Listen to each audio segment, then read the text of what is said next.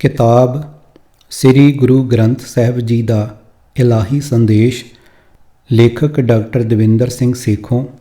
प्रकाशक धर्म प्रचार कमेटी, श्रोमणी गुरुद्वारा प्रबंधक कमेटी, श्री अमृतसर साहिब।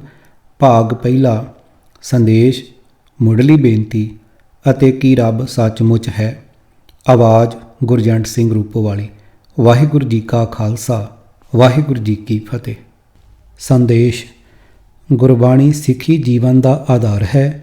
श्री गुरु ग्रंथ साहिब जी ही एकमात्र लिखती स्रोत है जो सिੱਖੀ का मार्गदर्शक हैं। इस विच मनुखी जीवन के हर पहलू नूं हर पक्ष तो विचारिया गया है। परमात्मा की होंद, उसकी रची हुई कुदरत, उसके वक्-वक् स्वरूप अते उसकी ताकत संबंधी मनुख नूं सच दे विवेक नाल समझाया गया है। लेखक वालों पुस्तक विच तर्क अते विग्यानक दृष्टि नाल गुरबाणी के ज्ञान नूं प्रकाशमान करन दा शलाघायोग कारज किया गया है। उन्होंने बड़ी सरल ते सुखैन भाषा विच अपने विचारां नूं अंकित किया है। इस नवेकले कारज लई मैं पुस्तक के लेखक डॉक्टर दविंदर सिंह नूं वधाई दिंदा हाँ कि उन्होंने बहुत ही महत्वपूर्ण विषयां नूं अपनी पुस्तक का हिस्सा बना के समाज नूं जागरूक करन दा उपराला किया है। गुरु पंथ दा दास अवतार सिंह, प्रधान श्रोमणी गुरुद्वारा प्रबंधक कमेटी, श्री अमृतसर साहिब। अनेक जन्म पाप कर भरमे, हुण तो शरणागत आए।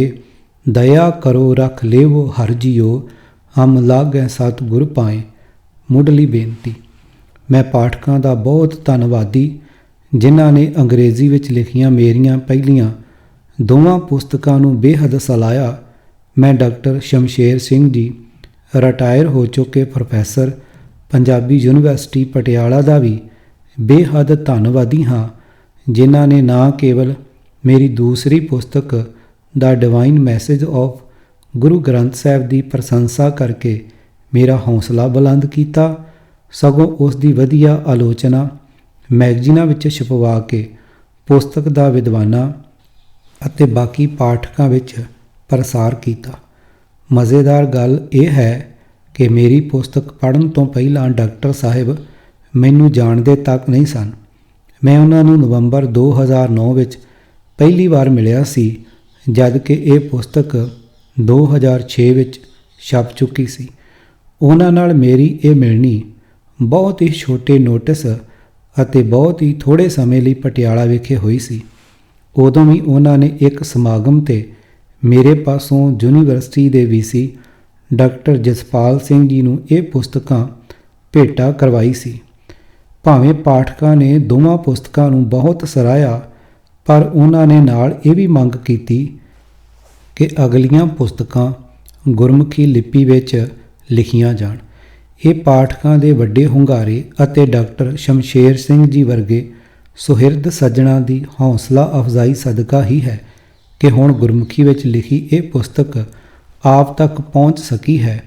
आप दी वड्डी मंग कारण ही पुस्तक the divine message of Guru Granth Sahib के अनुवाद के कठिन काम की जिम्मेवारी सरदार परमजीत सिंह एडवोकेट होरां लै लई है अते बहुत उम्मीद है कि यह पुस्तक भी जल्दी ही आप तक पहुँच जाएगी। मैं आप जी नूं दसना चाहांगा कि मेरे लिए गुरमुखी विच पुस्तक लिखना अंग्रेजी के मुकाबले वध मुश्किल सी, जिस दे दो वड्डे कारण हैं। पहला तो यह कि अंग्रेजी विच टाइप करना सौखा है अते दूसरा ये कि लेखां विच गुरबाणी के पावन शब्द शामिल करन लई अंग्रेजी विच पावन शब्दां दा केवल अनुवाद ही देण दी लोड़ सी। पर यह सारी घाल बहुत ही आनंदमई रही अते जेकर पाठकों नूं ये पुस्तक कुछ सेध दे सके तो मेरे धन भाग अते मेरी मेहनत भी सफल हो गई जाणो। किसी भी विषय ते मेरे अपने कोई विचार नहीं हैं। कई साल समझ के गुरबाणी पढ़न नाल मैनू गुरुदेव जी ने जो सूझ बख्शी ओहो ही मेरे विचार बन गए। हर दलील दी कई पावन शब्दां नाल प्रौढ़ता की गई है। शब्दां का अनुवाद लगभग ਪ੍ਰਿੰਸੀਪਲ ਸਾਹਿਬ ਸਿੰਘ ਜੀ ਦੀਆਂ ਸਟੀਕਾਂ ਤੋਂ ਹੀ ਲਿਆ ਗਿਆ ਹੈ। ਹਾਂ, ਕਿਤੇ ਕਿਤੇ ਲੋੜ ਅਨੁਸਾਰ ਮਾੜੀ ਮੋਟੀ ਤਬਦੀਲੀ ਸੰਭਵ ਹੋ ਸਕਦੀ ਹੈ। ਮੈਂ ਅਨੁਵਾਦ ਵਰਤਣ ਲਈ ਪ੍ਰਿੰਸੀਪਲ ਸਾਹਿਬ ਦਾ ਅਤਿਅੰਤ ਧੰਨਵਾਦੀ ਹਾਂ।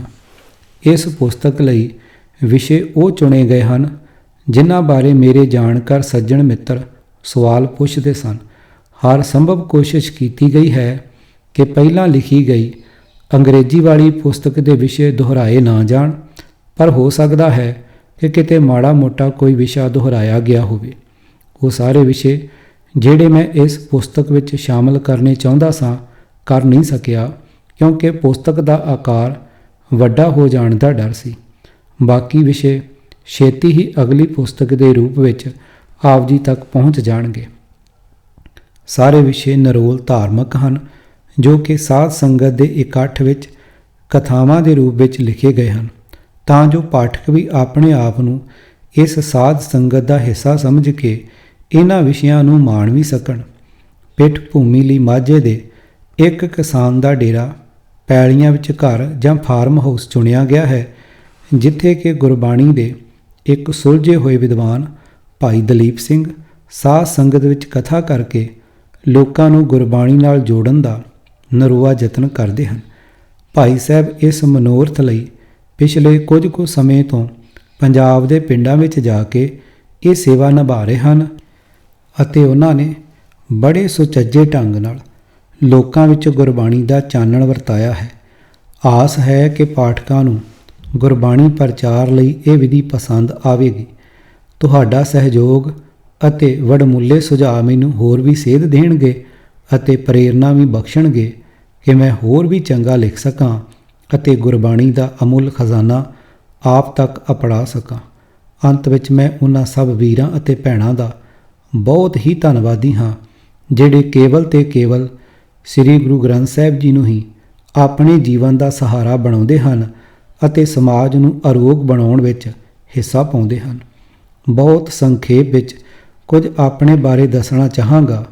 1965 ਵਿੱਚ ਕੁਰੂਕਸ਼ੇਤਰ ਯੂਨੀਵਰਸਿਟੀ ਤੋਂ ਕੈਮਿਸਟਰੀ ਦੀ MSc ਕਰਕੇ ਮੈਂ 7 ਸਾਲ ਪੰਜਾਬ ਦੇ ਕਾਲਜਾਂ ਵਿੱਚ ਪੜ੍ਹਾਇਆ, ਜਿਨ੍ਹਾਂ ਵਿੱਚ ਸ੍ਰੀ ਗੁਰੂ ਗੋਬਿੰਦ ਸਿੰਘ ਖਾਲਸਾ ਕਾਲਜ ਮਾਹਲਪੁਰ, ਖਾਲਸਾ ਕਾਲਜ ਅੰਮ੍ਰਿਤਸਰ ਅਤੇ ਸਿੱਖ ਨੈਸ਼ਨਲ ਕਾਲਜ ਕਾਦੀਆਂ ਸ਼ਾਮਲ ਹਨ। ਮੈਂ 1972 ਵਿੱਚ ਵਿਦਿਆਰਥੀ ਵੀਜ਼ੇ ਤੇ PhD ਕਰਨ ਲਈ ਕੈਲੀਫੋਰਨੀਆ ਆਇਆ ਸੀ। ਪੜ੍ਹਾਈ ਖਤਮ ਕਰਕੇ ਮੈਂ ਕੈਨੇਡਾ ਆ ਗਿਆ। 3 ਕੁ ਸਾਲ ਪਹਿਲਾਂ ਮੈਂ ਇੱਥੋਂ ਹੀ ਯੂਨੀਵਰਸਿਟੀ ਕਾਲਜ ਦੇ ਅਧਿਆਪਕ ਵਜੋਂ ਰਿਟਾਇਰ ਹੋਇਆ ਅਤੇ ਹੁਣ ਪਰਿਵਾਰ ਸਮੇਤ ਇੱਥੇ ਹੀ ਰਹਿ ਰਿਹਾ ਹਾਂ। ਆਪ ਦੇ ਵਡਮੁੱਲੇ ਸੁਝਾਵਾਂ ਦੀ ਉਡੀਕ ਵਿੱਚ ਗੁਰੂ ਪੰਥ ਦਾ ਦਾਸ ਦਵਿੰਦਰ ਸਿੰਘ ਸੇਖੋਂ, ਕੈਨੇਡਾ। ਵਾਹਿਗੁਰੂ ਜੀ ਕਾ ਖਾਲਸਾ, ਵਾਹਿਗੁਰੂ ਜੀ ਕੀ ਫਤਿਹ। ਕਿਤਾਬ ਦਾ ਪਹਿਲਾ ਲੇਖ, ਕੀ ਰੱਬ ਸੱਚਮੁੱਚ ਹੈ। ਹੁਣ ਤਾਂ ਪੰਜਾਬ ਦੇ ਪਿੰਡਾਂ ਵਿੱਚ ਬਹੁਤ ਸਾਰੇ ਜੱਟ ਪਿੰਡਾਂ ਤੋਂ ਬਾਹਰ ਆਪਣੀਆਂ ਪੈਲੀਆਂ ਵਿੱਚ ਮਕਾਨ ਬਣਾ ਕੇ ਰਹਿੰਦੇ ਹਨ, ਪਰ ਮਾਝੇ ਵਿੱਚ ਅਜਿਹੇ ਮਕਾਨਾਂ ਦਾ ਰਿਵਾਜ ਜ਼ਿਆਦਾ ਹੈ। ਇਹਨਾਂ ਨੂੰ ਡੇਰੇ ਜਾਂ ਫਾਰਮ ਆਖਦੇ ਹਨ। ਅਜਿਹਾ ਇੱਕ ਡੇਰਾ ਭਾਈ ਕਸ਼ਮੀਰ ਸਿੰਘ ਦਾ ਹੈ, ਜੋ ਕਿ ਇੱਕ ਨਹਿਰ ਦੇ ਕੰਢੇ ਅਤੇ 2 ਸੜਕਾਂ ਦੀ ਨੁੱਕਰ ਵਿੱਚ ਸਥਿਤ ਹੈ। ਇਹ ਸਥਾਨ ਬਹੁਤ ਹੀ ਰਮਣੀਕ ਅਤੇ ਰੌਣਕੀ ਹੈ। ਇੱਥੋਂ ਸ਼ਿਵਾਲਕ ਦੀਆਂ ਪਹਾੜੀਆਂ ਅਤੇ ਹਿਮਾਲਾ ਦੀਆਂ ਬਰਫ਼ ਨਾਲ ਢੱਕੀਆਂ ਚੋਟੀਆਂ ਸਾਫ਼ ਨਜ਼ਰ ਆਉਂਦੀਆਂ ਹਨ। ਭਾਈ ਕਸ਼ਮੀਰ ਸਿੰਘ ਇੱਕ ਕਿਰਤੀ ਕਿਸਾਨ ਅਤੇ ਧਾਰਮਿਕ ਰੁਚੀਆਂ ਵਾਲਾ ਨੇਕ ਇਨਸਾਨ ਹੈ। ਪਿਛਲੇ ਸਾਲ ਉਹਨਾਂ ਨੇ ਭਾਈ ਦਲੀਪ ਸਿੰਘ ਨੂੰ ਆਪਣੇ ਡੇਰੇ ਸੱਦਿਆ ਸੀ। ਭਾਈ ਦਲੀਪ ਸਿੰਘ ਇੱਕ ਉੱਚੇ ਸੁੱਚੇ ਅਤੇ ਗੁਰਬਾਣੀ ਦੇ ਰਸੀਏ ਇਨਸਾਨ ਹਨ, ਜਿਨ੍ਹਾਂ ਨੂੰ ਗੁਰਬਾਣੀ ਦਾ ਡੂੰਘਾ ਗਿਆਨ ਹੈ। ਇਹ ਪਿੰਡਾਂ ਵਿੱਚ ਜਾ ਕੇ ਕਿਸੇ ਵੀ ਭੇਟਾ ਤੋਂ ਬਿਨਾਂ ਗੁਰਬਾਣੀ ਦਾ ਪ੍ਰਚਾਰ ਕਰਦੇ ਹਨ।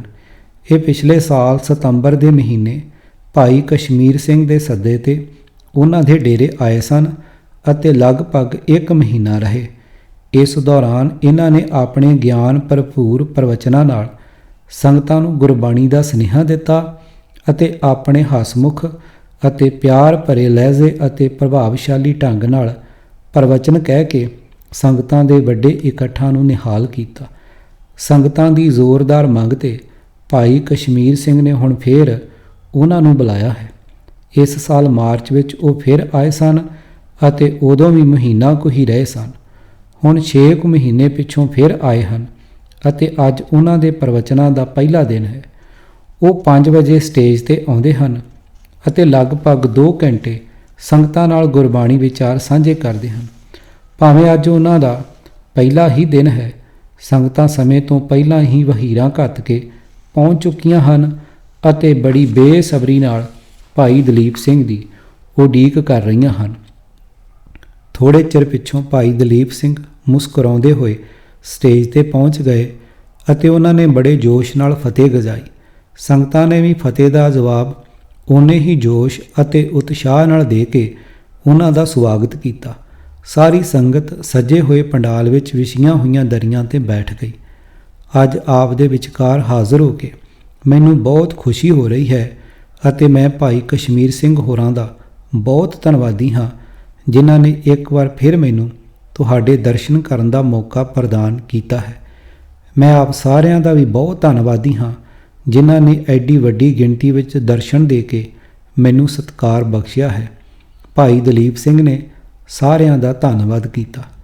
ਅਸੀਂ ਸਾਰੇ ਬੜੇ ਵੱਡੇ ਭਾਗਾਂ ਵਾਲੇ ਹਾਂ ਅਤੇ ਆਪ ਦੇ ਬਹੁਤ ਧੰਨਵਾਦੀ ਹਾਂ, ਜਿਹੜੇ ਆਪਣਾ ਐਡਾ ਕੀਮਤੀ ਸਮਾਂ ਕੱਢ ਕੇ ਸਾਨੂੰ ਭੁੱਲਿਆਂ ਭਟਕਿਆਂ ਨੂੰ ਬਹੁਤ ਸੁਚੱਜੇ ਢੰਗ ਨਾਲ ਗੁਰਬਾਣੀ ਦੀ ਮਹਾਨਤਾ ਸਮਝਾ ਕੇ ਗੁਰੂ ਦੇ ਲੜ ਲਾਉਂਦੇ ਹੋ।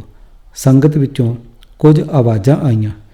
ਪਿਛਲੀਆਂ 2 ਵਾਰੀਆਂ ਵਿੱਚ ਅਸੀਂ ਹਰ ਪ੍ਰਵਚਨ ਸਵਾਲਾਂ ਅਤੇ ਉਹਨਾਂ ਦੇ ਉੱਤਰਾਂ ਨਾਲ ਹੀ ਸ਼ੁਰੂ ਕਰਦੇ ਰਹੇ ਹਾਂ। ਮੇਰੇ ਵਿਚਾਰ ਵਿੱਚ ਇਹ ਤਰੀਕਾ ਬੜਾ ਪ੍ਰਭਾਵਸ਼ਾਲੀ ਰਿਹਾ ਹੈ। ਬਜਾਏ ਇਸ ਦੇ ਕਿ ਮੈਂ ਆਪਣੇ ਵਿਚਾਰ ਤੁਹਾਡੇ ਉੱਤੇ ਠੋਸਾਂ, ਇਹ ਵਧੀਆ ਹੈ ਕਿ ਤੁਹਾਡੇ ਸਵਾਲਾਂ ਦੇ ਉੱਤਰ ਦਿੱਤੇ ਜਾਣ, ਜਿਨ੍ਹਾਂ ਨਾਲ ਤੁਹਾਡੇ ਸ਼ੰਕੇ ਦੂਰ ਕਰਨ ਦੀ ਕੋਸ਼ਿਸ਼ ਕੀਤੀ ਜਾਵੇ। ਇਸ ਤਰ੍ਹਾਂ ਮੈਨੂੰ ਵੀ ਸੇਧ ਮਿਲੇਗੀ ਅਤੇ ਆਪ ਨੂੰ ਵੀ ਲਾਭ ਹੋਵੇਗਾ। ਭਾਈ ਦਲੀਪ ਸਿੰਘ ਨੇ ਇੱਕ ਤਰ੍ਹਾਂ ਸੁਝਾਅ ਦਿੱਤਾ। ਇਹ ਬਹੁਤ ਵਧੀਆ ਤਰੀਕਾ ਹੈ ਭਾਈ ਸਾਹਿਬ। ਮੇਰਾ ਨਾਮ ਵਰਿੰਦਰਪਾਲ ਸਿੰਘ ਹੈ। ਬਹੁਤ ਦੇਰ ਤੋਂ ਇੱਕ ਪ੍ਰਸ਼ਨ ਮੈਨੂੰ ਪਰੇਸ਼ਾਨ ਕਰ ਰਿਹਾ ਸੀ। ਮੈਂ ਉਹ ਪੁੱਛਣਾ ਚਾਹਾਂਗਾ। ਇੱਕ ਨੌਜਵਾਨ ਨੇ ਮੌਕੇ ਦਾ ਲਾਭ ਉਠਾਇਆ। ਜ਼ਰੂਰ ਜੀ, ਭਾਈ ਸਾਹਿਬ ਨੇ ਨੌਜਵਾਨ ਨੂੰ ਉਤਸ਼ਾਹਿਤ ਕੀਤਾ। ਅਸੀਂ ਹਰ ਧਾਰਮਿਕ ਸਭਾ ਵਿੱਚ ਰੱਬ ਦੀ ਹੀ ਗੱਲ ਕਰਦੇ ਹਾਂ ਅਤੇ ਕਰਨੀ ਵੀ ਚਾਹੀਦੀ ਹੈ, ਪਰ ਕਈ ਲੋਕ ਬੜੇ ਦ੍ਰਿੜ ਵਿਸ਼ਵਾਸ ਨਾਲ ਆਖਦੇ ਹਨ ਕਿ ਰੱਬ ਨਾਂ ਦੀ ਕੋਈ ਚੀਜ਼ ਹੈ ਹੀ ਨਹੀਂ ਅਤੇ ਇਹ ਕਮਜ਼ੋਰ ਮਨਾਂ ਦੀ ਆਪਣੀ ਹੀ ਕਾਢ ਹੈ ਕਿ ਅੱਜ ਤੱਕ ਕਿਸੇ ਨੇ ਰੱਬ ਵੇਖਿਆ ਹੈ। ਜਿਹੜੀ ਚੀਜ਼ ਸਾਨੂੰ ਦਿਸਦੀ ਹੀ ਨਹੀਂ, ਉਸ ਵਿੱਚ ਅਸੀਂ ਵਿਸ਼ਵਾਸ ਕਿਵੇਂ ਕਰ ਸਕਦੇ ਹਾਂ? ਅਜਿਹੇ ਕਈ ਸਵਾਲ ਹਨ ਜੋ ਲੋਕ ਪੁੱਛਦੇ ਹਨ ਅਤੇ ਮੈਂ ਆਪ ਸਸ਼ੋਪੰਜੀ ਵਿੱਚ ਪੈ ਜਾਂਦਾ ਹਾਂ। ਭਾਵੇਂ ਮੈਂ ਆਪ ਰੱਬ ਨੂੰ ਮੰਨਦਾ ਹਾਂ, ਸੋ ਕਿਰਪਾ ਕਰਕੇ ਇਹ ਦੱਸੋ ਕਿ ਰੱਬ ਹੈ ਕਿ ਨਹੀਂ? ਵਰਿੰਦਰਪਾਲ ਸਿੰਘ ਨੇ ਮੁਸ਼ਕਲ ਦੱਸੀ। ਵਰਿੰਦਰਪਾਲ ਸਿੰਘ, ਤੁਹਾਡਾ ਸਵਾਲ ਬਹੁਤ ਹੀ ਯਥਾਰਥ ਅਤੇ ਮੌਕੇ ਸਿਰ ਹੈ। ਜੇਕਰ ਮੈਂ ਇਸ ਕਠਿਨ ਸਵਾਲ ਦਾ ਕੋਈ ਤਸੱਲੀ ਬਖਸ਼ ਉੱਤਰ ਦੇ ਸਕਿਆ ਤਾਂ ਆਪ ਸਾਰਿਆਂ ਲਈ ਅਗਲੇ ਕੁਝ ਦਿਨ ਬਹੁਤ ਸਿਦਕ ਭਰਪੂਰ ਰਹਿਣਗੇ, ਕਿਉਂਕਿ ਰੱਬ ਦੀ ਹੋਂਦ ਹੀ ਤਾਂ ਸਾਡੇ ਧਰਮ ਦਾ ਧੁਰਾ ਹੈ। ਜੇਕਰ ਅਸੀਂ ਰੱਬ ਦੀ ਹੋਂਦ ਹੀ ਸਾਬਤ ਨਾ ਕਰ ਸਕੇ ਤਾਂ ਆਪ ਦਾ ਭਰੋਸਾ ਨਹੀਂ ਬਣੇਗਾ ਅਤੇ ਅਗਲੇ ਦਿਨਾਂ ਵਿੱਚ ਸਾਡੇ ਸਾਰੇ ਪ੍ਰਵਚਨਾਂ ਦਾ ਕੋਈ ਮੁੱਲ ਨਹੀਂ ਹੋਵੇਗਾ। ਸੋ ਇਸ ਪ੍ਰਸ਼ਨ ਲਈ ਮੈਂ ਤੁਹਾਡਾ ਧੰਨਵਾਦੀ ਹਾਂ ਭਾਈ ਸਾਹਿਬ। ਭਾਈ ਦਲੀਪ ਸਿੰਘ ਨੂੰ ਸਵਾਲ ਬਹੁਤ ਜਚਿਆ। ਸੇਵਾਦਾਰ ਨੇ ਮਾਈਕ ਨੂੰ ਥੋੜ੍ਹਾ ਸੂਤਿਆ। ਇਸ ਜਗਤ ਵਿੱਚ ਅਜਿਹੀਆਂ ਬਹੁਤ ਵਸਤੂਆਂ ਹਨ ਜੋ ਸਾਨੂੰ ਦਿਸਦੀਆਂ ਨਹੀਂ, ਪਰ ਉਹਨਾਂ ਦੀ ਹੋਂਦ ਕੁਦਰਤ ਵਿੱਚ ਮਿਲਦੀ ਗਵਾਹੀ ਤੋਂ ਸਾਬਤ ਹੁੰਦੀ ਹੈ ਅਤੇ ਅਸੀਂ ਸਾਰੇ ਉਹਨਾਂ ਦੀ ਹੋਂਦ ਨੂੰ ਮੰਨਦੇ ਹਾਂ। ਕੁਦਰਤ ਦੇ ਅਜਿਹੇ ਅਨੇਕਾਂ ਕ੍ਰਿਸ਼ਮਿਆਂ 'ਤੇ ਅਸੀਂ ਬਾਅਦ ਵਿੱਚ ਵਿਚਾਰ ਕਰਾਂਗੇ। ਪਹਿਲਾਂ ਅਸੀਂ ਗੁਰੂ ਗ੍ਰੰਥ ਸਾਹਿਬ ਵਿਚਲੇ ਬੇਸ਼ੁਮਾਰ ਪਾਵਨ ਸ਼ਬਦਾਂ ਨੂੰ ਵਿਚਾਰੀਏ। ਸਾਰਾ ਗੁਰੂ ਗ੍ਰੰਥ ਸਾਹਿਬ ਤਾਂ ਭਰਿਆ ਹੀ ਰੱਬ ਦੀ ਸਿਫਤ ਸਲਾਹ ਨਾਲ ਹੈ। ਜੇਕਰ ਰੱਬ ਨਹੀਂ ਤਾਂ ਸਿੱਖ ਹੀ ਨਹੀਂ। ਭਾਵੇਂ ਮੈਨੂੰ ਪਤਾ ਹੈ ਕਿ ਇਸ ਸਮੇਂ ਤੁਸੀਂ ਗੁਰੂ ਗ੍ਰੰਥ ਸਾਹਿਬ ਜੀ ਦੀ ਨਹੀਂ ਬਲਕਿ ਬਾਹਰਲੀ ਗਵਾਹੀ ਚਾਹੁੰਦੇ ਹੋ, ਜਿਹੜੀ ਕਿ ਮੈਂ ਥੋੜ੍ਹੀ ਦੇਰ ਵਿੱਚ ਹੀ ਤੁਹਾਡੇ ਨਾਲ ਸਾਂਝੀ ਕਰਾਂਗਾ। ਪਰ ਪਹਿਲਾਂ ਇਹ ਵੀ ਜ਼ਰੂਰੀ ਹੈ ਕਿ ਰੱਬ ਦੀ ਹੋਂਦ ਬਾਰੇ ਗੁਰੂ ਸਾਹਿਬਾਨ ਦੇ ਇਲਾਹੀ ਵਿਚਾਰ ਜਾਣੇ ਜਾਣ। ਆਓ ਥੋੜ੍ਹੇ ਜਿਹੇ ਕੁਝ ਖਾਸ ਪਾਵਨ ਸ਼ਬਦ ਸ਼ਰਵਣ ਕਰੀਏ, ਪਰ ਸੌਖੇ ਵਾਕਾਂ ਦੇ ਅਰਥ ਨਹੀਂ ਕੀਤੇ ਜਾਣਗੇ। ਹੈ ਆਖਾਂ ਕੋਟ ਕੋਟ, ਕੋਟੀ ਹੂੰ ਕੋਟ ਕੋਟ, ਆਖੂੰ ਆਖਾਂ ਸਦਾ ਸਦਾ, ਕਹਿਣ ਨ ਆਵੈ ਤੋਟ, ਨਾ ਹੋ ਥੱਕਾਂ ਨਾ ਠਾਕੀਆ, ਏ ਵਿਡ ਰਖੈ ਜੋਤ, ਨਾਨਕ ਚਸਿਓ ਚੋਖ ਬਿੰਦ, ਉੱਪਰ ਆਖਣ ਦੋਸ਼। ਵਾਰ ਸਾਰੰਗ ਪੰਨਾ 1241। ਅਰਥ, ਹੇ ਵਾਹਿਗੁਰੂ, ਜੇ ਮੈਂ ਕਰੋੜਾਂ ਵਾਰ ਵੀ ਆਖਾਂ ਕਿ ਤੂੰ ਹੈ ਅਤੇ ਕਰੋੜਾਂ ਤੋਂ ਵੀ ਕਰੋੜ ਵਾਰ ਆਖਾਂ ਕਿ ਤੂੰ ਹੈ ਅਤੇ ਹਮੇਸ਼ਾ ਆਖਦਾ ਹੀ ਰਹਾਂ ਤੇ ਕਦੇ ਆਖਣ ਵਿੱਚ ਘਾਟ ਨਾ ਆਵੇ, ਅਤੇ ਜੇ ਮੇਰੇ ਵਿੱਚ ਇੰਨੀ ਸ਼ਕਤੀ ਆ ਜਾਏ ਕਿ ਮੈਂ ਆਖਦਿਆਂ ਨਾ ਕਦੇ ਥੱਕਾਂ ਤੇ ਨਾ ਆਖਣ ਵਿੱਚ ਕੋਈ ਰੁਕਾਵਟ ਆਏ, ਤਾਂ ਵੀ ਮੈਂ ਸਮਝਦਾ ਹਾਂ ਕਿ ਮੈਂ ਤੇਰੀ ਹੋਂਦ ਦੱਸਣ ਬਾਰੇ ਬਹੁਤ ਹੀ ਥੋੜ੍ਹਾ ਸਮਾਂ ਲਾਇਆ ਹੈ। ਜੇ ਮੈਂ ਕਹਾਂ ਕਿ ਮੈਂ ਇਸ ਤੋਂ ਵੱਧ ਸਮਾਂ ਲਾਇਆ ਹੈ ਤਾਂ ਮੈਂ ਦੋਸ਼ੀ ਹਾਂ।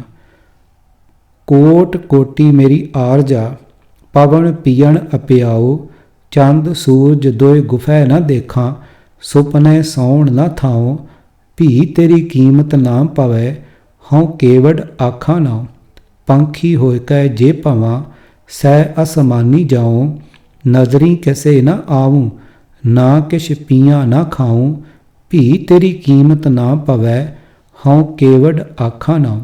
ਸ੍ਰੀ ਰਾਗ ਮਹੱਲਾ ਪਹਿਲਾ ਪੰਨਾ 14। ਅਰਥ, ਹੇ ਪ੍ਰਭੂ, ਜੇ ਮੇਰੀ ਉਮਰ ਕਰੋੜਾਂ ਸਾਲ ਵੀ ਹੋ ਜਾਵੇ ਅਤੇ ਜੇ ਹਵਾ ਹੀ ਮੇਰਾ ਪੀਣਾ ਖਾਣਾ ਹੋਵੇ, ਹਵਾ ਦੇ ਆਸਰੇ ਹੀ ਜੀਉ ਸਕਾਂ, ਜੇ ਮੇਰਾ ਵਾਸ ਅਜਿਹੀ ਗੁਫਾ ਵਿੱਚ ਹੋਵੇ ਜਿੱਥੇ ਚੰਦ ਅਤੇ ਸੂਰਜ ਵੀ ਦਿਖਾਈ ਨਾ ਦੇਣ ਅਤੇ ਸੁਪਨੇ ਵਿੱਚ ਵੀ ਨਾ ਸੌਂ ਸਕਾਂ, ਅਤੇ ਇਹ ਸਾਰਾ ਸਮਾਂ ਮੈਂ ਤੇਰੀ ਵਡਿਆਈ ਹੀ ਕਰਦਾ ਰਹਾਂ, ਤਾਂ ਵੀ ਹੇ ਪ੍ਰਭੂ ਮੈਂ ਤੇਰੀ ਕੀਮਤ ਨਹੀਂ ਪਾ ਸਕਦਾ। ਸਭੇ ਸੁਰਤੀ ਜੋਗ ਸਭ, ਸਭੇ ਵੇਦ ਪੁਰਾਣ, ਸਭੇ ਕਰਨੇ ਤਪ ਸਭ, ਸਭੇ ਗੀਤ ਗਿਆਨ, ਹੁਕਮ ਚਲਾਏ ਆਪਣੇ, ਕਰਮੀ ਵਹਿ ਕਲਾਮ, ਨਾਨਕ ਸੱਚਾ ਸੱਚ ਨਾਏ, ਸੱਚ ਸਭਾ ਦੀ ਬਾਣ। ਵਾਰ ਸਾਰੰਗ ਪੰਨਾ 1241।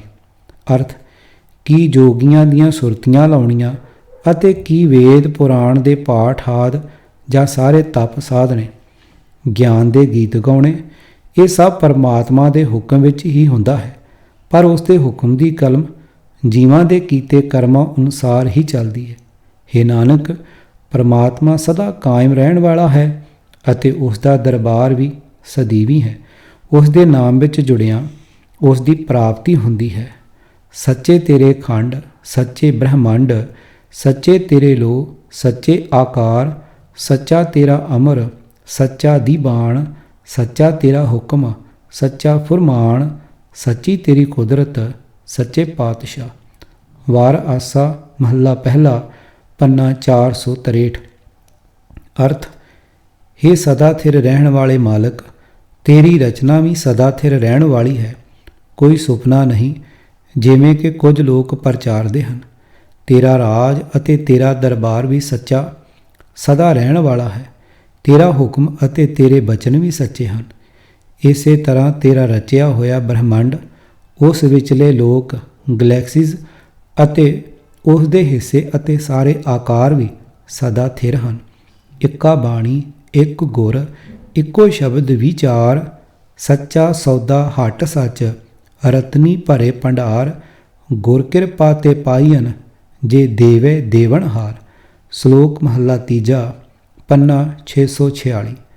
ਅਰਥ, ਸਾਰੇ ਬ੍ਰਹਿਮੰਡ ਵਿੱਚ ਇੱਕੋ ਹੀ ਗੁਰੂ ਰਚਣਹਾਰ ਹੈ ਅਤੇ ਉਸ ਦੀ ਸਿਫਤ ਸਲਾਹ ਦੀ ਬਾਣੀ ਅਤੇ ਸ਼ਬਦ ਦੀ ਵਿਚਾਰ ਵੀ ਇੱਕੋ ਹੀ ਹੈ। ਉਸ ਦਾ ਵਣਜ ਕਰਨਾ ਹੀ ਅਸਲ ਸਦਾ ਥਿਰ ਮਨੋਰਥ ਹੈ। ਉਸ ਦੀ ਸਦਾ ਥਿਰ ਹੱਟੀ ਵਿੱਚ ਸ਼ਬਦ ਰਤਨਾਂ ਦੇ ਭੰਡਾਰ ਭਰੇ ਹਨ, ਜੋ ਕਿ ਦੇਵਨਹਾਰ ਦੀ ਮਿਹਰ ਨਾਲ ਗੁਰੂ ਕਿਰਪਾ ਰਾਹੀਂ ਮਿਲਦੇ ਹਨ। ਹਿੰਦੂ ਤੁਰਕ ਕਹਾਂ ਤੇ ਆਏ, ਕਿਨ ਇਹ ਰਾਹ ਚਲਾਈ, ਦਿਲ ਮੈਂ ਸੋਚ ਵਿਚਾਰ ਕਵਾਦੇ, ਭਿਸਤ ਦੋਜਕ ਕਿਨ ਪਾਈ। ਆਸਾ ਕਬੀਰ ਜੀ ਪੰਨਾ 477। ਅਰਥ, ਹੇ ਧਰਮਾਂ ਬਾਰੇ ਕੁਝ ਹੀ ਬਹਿਸ ਅਤੇ ਝਗੜਾ ਕਰਨ ਵਾਲੇ ਮਨੁੱਖ, ਜ਼ਰਾ ਸੋਚ ਕੇ ਹਿੰਦੂ ਅਤੇ ਤੁਰਕ ਕਿਸ ਨੇ ਪੈਦਾ ਕੀਤੇ ਹਨ ਅਤੇ ਕਿਸ ਨੇ ਇਹ ਰਸਤੇ ਧਰਮ ਚਲਾਏ ਹਨ। ਭਾਵ ਇੱਕ ਪਰਮਾਤਮਾ ਨੇ ਹੀ ਸਾਰਾ ਕੁਝ ਕੀਤਾ ਹੈ। ਇਸ ਲਈ ਕੌਣ ਕਹਿ ਸਕਦਾ ਹੈ ਕਿ ਕਿਸ ਨੂੰ ਸਵਰਗ ਅਤੇ ਕਿਸ ਨੂੰ ਨਰਕ ਮਿਲਣਾ ਹੈ। ਜੇ ਸਾਡਾ ਗੁਰਬਾਣੀ ਵਿੱਚ ਵਿਸ਼ਵਾਸ ਹੈ ਤਾਂ ਇਹਨਾਂ ਕੁਝ ਪਾਵਨ ਸ਼ਬਦਾਂ ਅਤੇ ਇਹੋ ਜਿਹੇ ਹੋਰ ਅਨੇਕਾਂ ਸ਼ਬਦਾਂ ਤੋਂ ਪੂਰੀ ਤਰ੍ਹਾਂ ਸਪਸ਼ਟ ਹੋ ਜਾਂਦਾ ਹੈ ਕਿ ਰੱਬ ਜ਼ਰੂਰ ਹੈ। ਇਸ ਤੋਂ ਪਹਿਲਾਂ ਕਿ ਮੈਂ ਗੁਰਬਾਣੀ ਤੋਂ ਬਾਹਰਲੀ ਵਿਚਾਰ ਸਾਂਝੀ ਕਰਾਂ, ਕਿਸੇ ਵੀਰ ਭੈਣ ਦਾ ਕੋਈ ਸਵਾਲ ਹੋਵੇ। ਭਾਈ ਦਲੀਪ ਸਿੰਘ ਨੇ ਪਾਣੀ ਦਾ ਘੁੱਟ ਭਰਦਿਆਂ ਹਲੀਮੀ ਨਾਲ ਪੁੱਛਿਆ, ਤੁਸੀਂ ਬਹੁਤ ਸੋਹਣੇ ਢੰਗ ਨਾਲ ਸਮਝਾ ਰਹੇ ਹੋ, ਕਿਰਪਾ ਕਰਕੇ ਵਖਿਆਨ ਜਾਰੀ ਰੱਖੋ। ਸੰਗਤ ਵਿੱਚੋਂ ਕੁਝ ਆਵਾਜ਼ਾਂ ਆਈਆਂ, ਅਣਗਿਣਤ ਅਣਦਿਸਦੇ ਪਦਾਰਥ ਹੁਣ ਬਾਹਰਲੀ ਗਵਾਹੀ ਵੱਲ ਆਉਂਦੇ ਹਨ। ਜਿਵੇਂ ਅਸੀਂ ਪਹਿਲਾਂ ਵੀ ਵਿਚਾਰ ਕਰ ਚੁੱਕੇ ਹਾਂ, ਇਸ ਬ੍ਰਹਿਮੰਡ ਵਿੱਚ ਅਜਿਹੀਆਂ ਬੇਸ਼ੁਮਾਰ ਚੀਜ਼ਾਂ ਹਨ ਜੋ ਸਾਨੂੰ ਦਿਸਦੀਆਂ ਨਹੀਂ, ਪਰ ਉਹਨਾਂ ਦੀ ਹੋਂਦ ਬਾਰੇ ਅਸੀਂ ਪੂਰਾ ਯਕੀਨ ਰੱਖਦੇ ਹਾਂ। ਉਦਾਹਰਨ ਵਜੋਂ ਗੰਧ, ਸਵਾਦ, ਆਵਾਜ਼ ਜਾਂ ਰੌਲਾ, ਤਾਪਮਾਨ, ਇੱਥੋਂ ਤੱਕ ਕਿ ਸਾਫ਼ ਹਵਾ ਵੀ ਸਾਨੂੰ ਅੱਖਾਂ ਨਾਲ ਦਿਸਦੀ ਨਹੀਂ, ਪਰ ਅਸੀਂ ਇਹਨਾਂ ਦੀ ਹੋਂਦ ਨੂੰ ਚੰਗੀ ਤਰ੍ਹਾਂ ਜਾਣਦੇ ਹਾਂ। ਇਹ ਚੀਜ਼ਾਂ ਸਾਡੀਆਂ ਦੂਸਰੀਆਂ ਇੰਦਰੀਆਂ ਨਾਲ ਸੰਬੰਧਿਤ ਹਨ ਅਤੇ ਇਹਨਾਂ ਨੂੰ ਪਛਾਣਨ ਲਈ ਅਸੀਂ ਆਪਣੇ ਨੱਕ, ਜੀਭ, ਕੰਨ ਅਤੇ ਛੋਹ ਦੀ ਵਰਤੋਂ ਕਰਦੇ ਹਾਂ। ਧਰਤੀ ਦੀ ਆਕਰਖਣ ਖਿੱਚ ਵੀ ਸਾਨੂੰ ਨਜ਼ਰ ਨਹੀਂ ਆਉਂਦੀ, ਪਰ ਇਸ ਦੇ ਪ੍ਰਭਾਵ ਨੂੰ ਅਸੀਂ ਭਲੀ ਭਾਂਤ ਜਾਣਦੇ ਹਾਂ। ਹਰ ਚੀਜ਼ ਧਰਤੀ ਵੱਲ ਹੀ ਖਿੱਚੀ ਜਾਂਦੀ ਹੈ। ਬ੍ਰਹਿਮੰਡ ਦੇ ਸਾਰੇ ਸਿਤਾਰੇ, ਗ੍ਰਹਿ, ਚੰਦਰਮਾ ਆਦਿ ਆਪਸੀ ਪਰਸਪਰ ਖਿੱਚ ਕਾਰਨ ਹੀ ਆਪੋ ਆਪਣੇ ਸਥਾਨ 'ਤੇ ਟਿਕੇ ਹੋਏ ਹਨ। ਸ਼ਾਇਦ ਤੁਸੀਂ ਹੈਰਾਨ ਹੋਵੋਗੇ ਕਿ ਦਿਸਦੀ ਸਾਨੂੰ ਬਿਜਲੀ ਵੀ ਨਹੀਂ, ਜੋ ਅਸੀਂ ਵੇਖਦੇ ਹਾਂ, ਜਿਵੇਂ ਕਿ ਪ੍ਰਕਾਸ਼, ਮਸ਼ੀਨਾਂ, ਮੋਟਰਾਂ, ਹੀਟਰਾਂ, ਪ੍ਰੈਸਾਂ ਆਦਿ ਦਾ ਚੱਲਣਾ ਬਿਜਲੀ ਨਹੀਂ ਹੁੰਦੀ। ਅਸੀਂ ਸਿਰਫ ਉਸ ਦੇ ਪ੍ਰਭਾਵ ਦੇਖਦੇ ਹਾਂ। ਬਿਜਲੀ ਤਾਂ ਇਲੈਕਟ੍ਰਾਨਾਂ ਦਾ ਪ੍ਰਵਾਹ ਹੁੰਦਾ ਹੈ ਜੋ ਕਿ ਅਸੀਂ ਕਿਸੇ ਵੀ ਵਿਧੀ ਨਾਲ ਵੇਖ ਨਹੀਂ ਸਕਦੇ, ਕਿਸੇ ਤਾਕਤਵਰ ਤੋਂ ਤਾਕਤਵਰ ਖੁਰਦਬੀਨ ਨਾਲ ਵੀ ਨਹੀਂ। ਪਰ ਜੋ ਚੀਜ਼ ਸਾਨੂੰ ਸਭ ਤੋਂ ਵੱਧ ਅਚੰਭਿਤ ਕਰਦੀ ਹੈ ਉਹ ਹੈ ਰੇਡੀਓ, ਟੀਵੀ ਅਤੇ ਟੈਲੀਫੋਨ ਆਦਿ ਦੀਆਂ ਕਿਰਨਾਂ, ਜਿਨ੍ਹਾਂ ਨਾਲ ਸਾਰਾ ਆਕਾਸ਼ ਭਰਿਆ ਪਿਆ ਹੈ, ਪਰ ਅਸੀਂ ਉਹਨਾਂ ਨੂੰ ਵੇਖ ਨਹੀਂ ਸਕਦੇ। ਸਾਨੂੰ ਉਹਨਾਂ ਦੀ ਹੋਂਦ ਦਾ ਉਦੋਂ ਹੀ ਯਕੀਨ ਹੁੰਦਾ ਹੈ ਜਦ ਅਸੀਂ ਰੇਡੀਓ ਸੁਣਦੇ ਹਾਂ ਜਾਂ ਜਦੋਂ ਟੀਵੀ 'ਤੇ ਤਸਵੀਰਾਂ ਵੇਖਦੇ ਹਾਂ। ਇੱਕ ਹੋਰ ਉਦਾਹਰਨ ਬ੍ਰਹਿਮੰਡ ਵਿੱਚ ਗੂੜ੍ਹੇ ਕਾਲੇ ਰੰਗ ਦੀਆਂ ਖੱਡਾਂ ਤੋਂ ਮਿਲਦੀ ਹੈ, ਜਿਨ੍ਹਾਂ ਨੂੰ ਕਿ ਬਲੈਕ ਹੋਲਸ ਆਖਦੇ ਹਨ ਅਤੇ ਜੋ ਖਰਬਾਂ ਸਾਲ ਪੁਰਾਣੇ ਤਾਰਿਆਂ ਵਿੱਚ ਹੌਲੀ-ਹੌਲੀ ਤਬਦੀਲੀ ਆਉਣ ਕਰਕੇ ਬਣ ਜਾਂਦੀਆਂ ਹਨ। ਬੇਹੱਦ ਸੁੰਗੜਨ ਕਰਕੇ ਅਜਿਹੀ ਖੱਡ ਇੰਨੀ ਛੋਟੀ ਹੋ ਜਾਂਦੀ ਹੈ ਕਿ ਹੋਰ ਪਦਾਰਥ ਤਾਂ ਕੀ, ਇਸ ਉੱਤੇ ਪੈਣ ਵਾਲਾ ਪ੍ਰਕਾਸ਼ ਵੀ ਇਸ ਤੋਂ ਬਾਹਰ ਨਹੀਂ ਆ ਸਕਦਾ, ਜਿਸ ਕਰਕੇ ਇਹ ਦਿਸ ਨਹੀਂ ਸਕਦੇ, ਕਿਉਂਕਿ ਇਸ ਵਿੱਚੋਂ ਕੁਝ ਵੀ ਬਾਹਰ ਨਹੀਂ ਆ ਸਕਦਾ। ਇਸੇ ਕਾਰਨ ਹੀ ਇਸ ਨੂੰ ਕਾਲੀ ਖੱਡ ਆਖਿਆ ਜਾਂਦਾ ਹੈ। ਵਿਗਿਆਨਕ ਅਜਿਹੀ ਖੱਡ ਨੂੰ ਅਸਿੱਧੇ ਢੰਗ ਨਾਲ ਗੁਆਂਢੀ ਤਾਰਿਆਂ ਦੀ ਗਤੀ ਦੀ ਵਰਤੋਂ ਕਰਕੇ ਲੱਭਦੇ ਹਨ। ਭਾਵੇਂ ਅਜਿਹੀਆਂ ਖੱਡਾਂ ਦਿਸਦੀਆਂ ਨਹੀਂ, ਪਰ ਇਹਨਾਂ ਦੀ ਹੋਂਦ ਦੇ ਸਬੂਤ ਪੱਕੇ ਹਨ। ਇਹਨਾਂ ਸਾਰੀਆਂ ਉਦਾਹਰਣਾਂ ਤੋਂ ਇਹ ਸਾਬਤ ਹੁੰਦਾ ਹੈ ਕਿ ਕੁਦਰਤ ਵਿੱਚ ਕਿਸੇ ਚੀਜ਼ ਦੀ ਹੋਂਦ ਲਈ ਇਹ ਜ਼ਰੂਰੀ ਨਹੀਂ ਕਿ ਉਹ ਸਾਨੂੰ ਨਜ਼ਰ ਹੀ ਆਵੇ। ਬੇਸ਼ੁਮਾਰ ਅਜਿਹੀਆਂ ਵਸਤਾਂ ਹਨ ਜਿਨ੍ਹਾਂ ਨੂੰ ਅਸੀਂ ਅੱਖਾਂ ਨਾਲ ਵੇਖ ਨਹੀਂ ਸਕਦੇ, ਪਰ ਬਾਕੀ ਗਿਆਨ ਇੰਦਰੀਆਂ ਦੀ ਵਰਤੋਂ ਕਰਕੇ ਅਸੀਂ ਉਹਨਾਂ ਦੀ ਹੋਂਦ ਨੂੰ ਮਾਣ ਸਕਦੇ ਹਾਂ।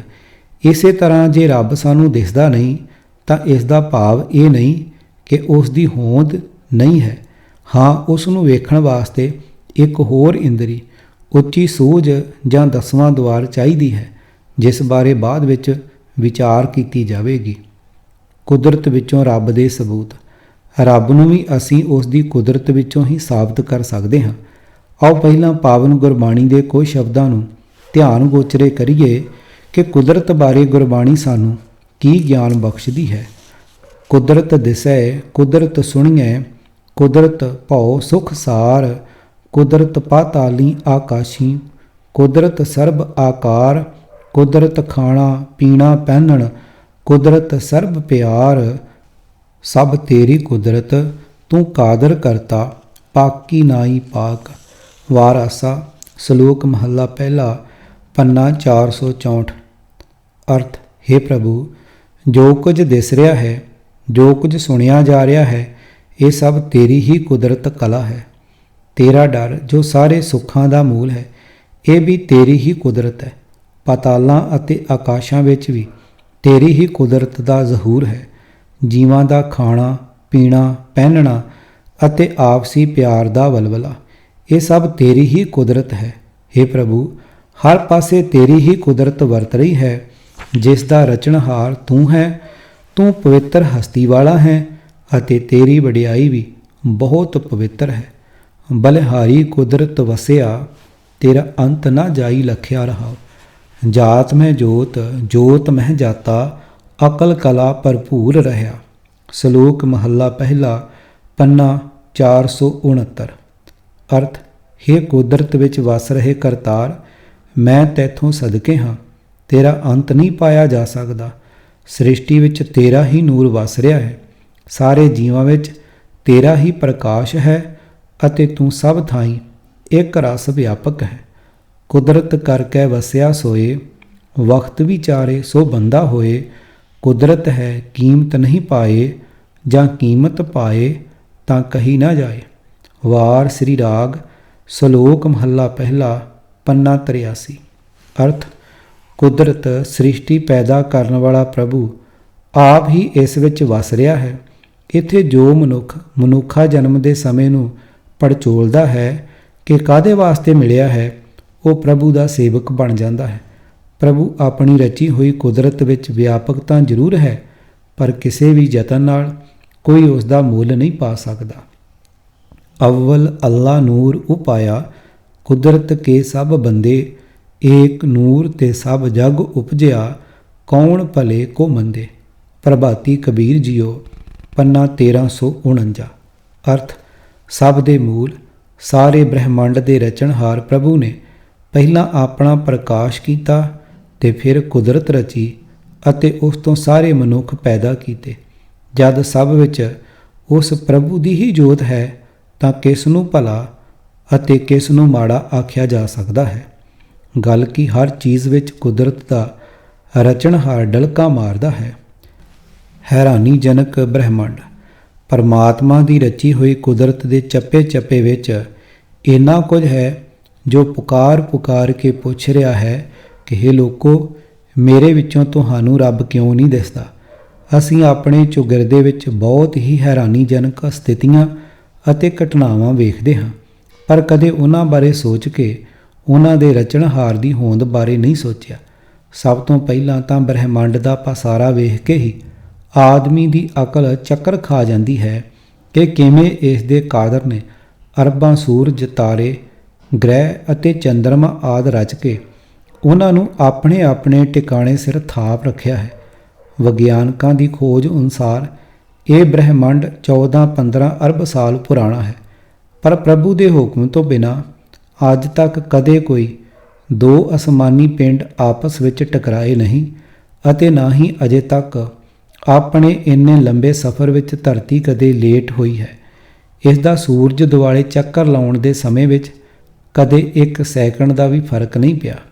ਕੀ ਇਹ ਹੈਰਾਨੀਜਨਕ ਨਹੀਂ? ਮਨੁੱਖ ਦੇ ਬਣਾਏ ਹੋਏ ਸਾਰੇ ਵਾਹਨ ਅਕਸਰ ਹੀ ਲੇਟ ਹੋ ਜਾਂਦੇ ਹਨ ਅਤੇ ਅਕਸਰ ਹੀ ਵਿਗੜੇ ਰਹਿੰਦੇ ਹਨ, ਪਰ ਪਰਮਾਤਮਾ ਦੀ ਰਚਨਾ ਵਿੱਚ ਕਦੇ ਕੋਈ ਨੁਕਸ ਨਹੀਂ ਪਿਆ। ਕਦੇ ਸੋਚਿਆ ਹੈ ਕਿ ਸੂਰਜ ਦੀ ਰੌਸ਼ਨੀ ਅਤੇ ਇੰਨੇ ਉੱਚੇ ਤਾਪਮਾਨ ਦਾ ਸੋਮਾ ਕੀ ਹੈ? ਇਹ ਵੀ ਕੁਦਰਤ ਦਾ ਇੱਕ ਬਹੁਤ ਵੱਡਾ ਅਚੰਭਾ ਹੈ। ਸੂਰਜ ਵਿੱਚ ਹਾਈਡਰੋਜਨ ਗੈਸ ਲਗਾਤਾਰ ਹੀਲੀਅਮ ਗੈਸ ਵਿੱਚ ਬਦਲ ਰਹੀ ਹੈ। ਇਹ ਤਬਦੀਲੀ ਬਹੁਤ ਵੱਡੀ ਸ਼ਕਤੀ ਊਰਜਾ ਦਾ ਸੋਮਾ ਹੈ ਅਤੇ ਇਹ ਤਬਦੀਲੀ ਹੀ ਸੂਰਜ ਨੂੰ ਗਰਮਾਇਸ਼ ਅਤੇ ਰੌਸ਼ਨੀ ਪ੍ਰਦਾਨ ਕਰਦੀ ਹੈ। ਸੂਰਜ ਦੀ ਇਹ ਸ਼ਕਤੀ ਅਜੇ 15 ਕੁ ਅਰਬ ਸਾਲ ਹੋਰ ਚੱਲ ਸਕਦੀ ਹੈ। ਤੁਹਾਨੂੰ ਪਤਾ ਹੀ ਹੈ ਕਿ ਮਨੁੱਖ ਵੱਲੋਂ ਰਚੇ ਹੋਏ ਰੌਸ਼ਨੀ ਅਤੇ ਗਰਮਾਇਸ਼ ਦੇ ਸੋਮੇ ਤਾਂ ਅਕਸਰ ਖੁਸ਼ਕ ਹੀ ਰਹਿੰਦੇ ਹਨ ਕਿ ਇਹਨਾਂ ਹੈਰਾਨੀਜਨਕ ਤੱਥਾਂ ਤੋਂ ਵਾਹਿਗੁਰੂ ਦੀ ਹੋਂਦ ਸਾਬਤ ਨਹੀਂ ਹੁੰਦੀ। ਸਫਾਈ ਤੱਕ ਹਰ ਸਥਿਤੀ ਦਾ ਮੁਕੰਮਲ ਪ੍ਰਬੰਧ। ਪ੍ਰਕਾਸ਼ ਦੀ ਗਤੀ 3 ਲੱਖ ਕਿਲੋਮੀਟਰ ਪ੍ਰਤੀ ਸੈਕਿੰਡ ਹੈ।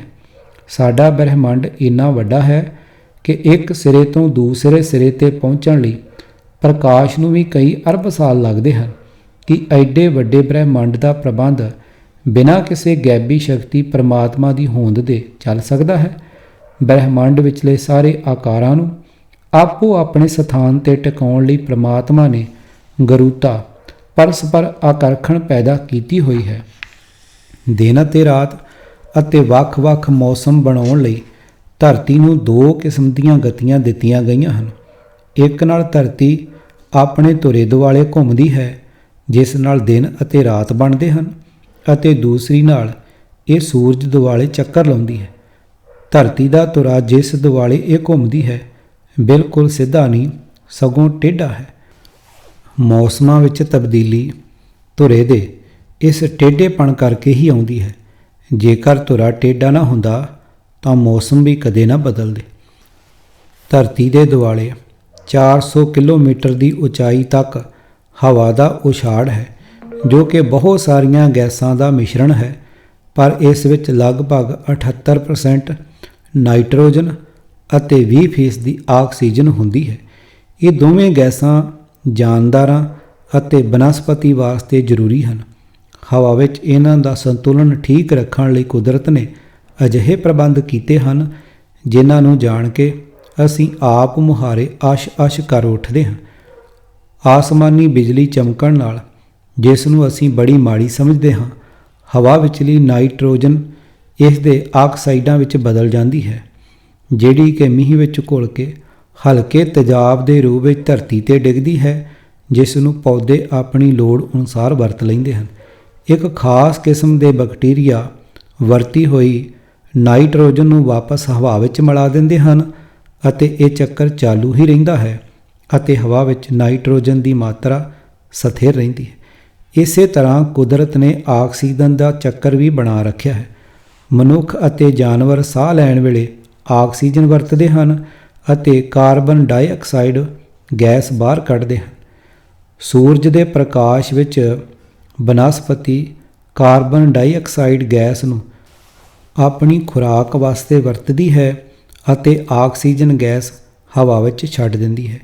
ਇਸ ਤਰ੍ਹਾਂ ਹਵਾ ਵਿੱਚ ਆਕਸੀਜਨ ਦੀ ਮਾਤਰਾ ਵੀ ਸਥਿਰ ਰਹਿੰਦੀ ਹੈ।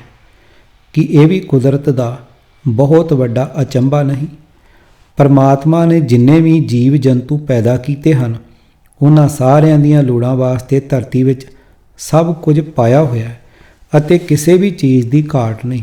ਲੋਹਾ, ਤਾਂਬਾ, ਸੋਨਾ, ਚਾਂਦੀ, ਜਿਸਤ ਆਦਿ ਅਤੇ ਬਾਲਣ ਵਾਸਤੇ ਕੋਇਲਾ, ਗੈਸ, ਪੈਟਰੋਲ ਸਭ ਕੁਝ ਹੈ।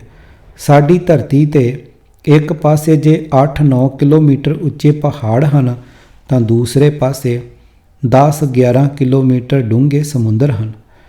ਸਮੁੰਦਰਾਂ ਦੇ ਵਿੱਚ ਵੀ ਪਹਾੜ ਹਨ ਅਤੇ ਉਹਨਾਂ ਵਿੱਚੋਂ ਕੁਝ ਜਵਾਲਾਮੁਖੀ ਵੀ ਹਨ। ਸਮੁੰਦਰਾਂ ਵਿੱਚ ਬੇਅੰਤ ਕਿਸਮਾਂ ਦੇ ਜੀਵ ਜੰਤੂ ਹੁੰਦੇ ਹਨ, ਜਿਹੜੇ ਇੱਕ ਦੂਸਰੇ ਦਾ ਭੋਜਨ ਵੀ ਬਣਦੇ ਹਨ ਅਤੇ ਕੰਮ ਵੀ ਆਉਂਦੇ ਹਨ, ਇੱਕ ਦੂਸਰੇ ਦੀ ਸਫਾਈ ਕਰਦੇ ਹਨ।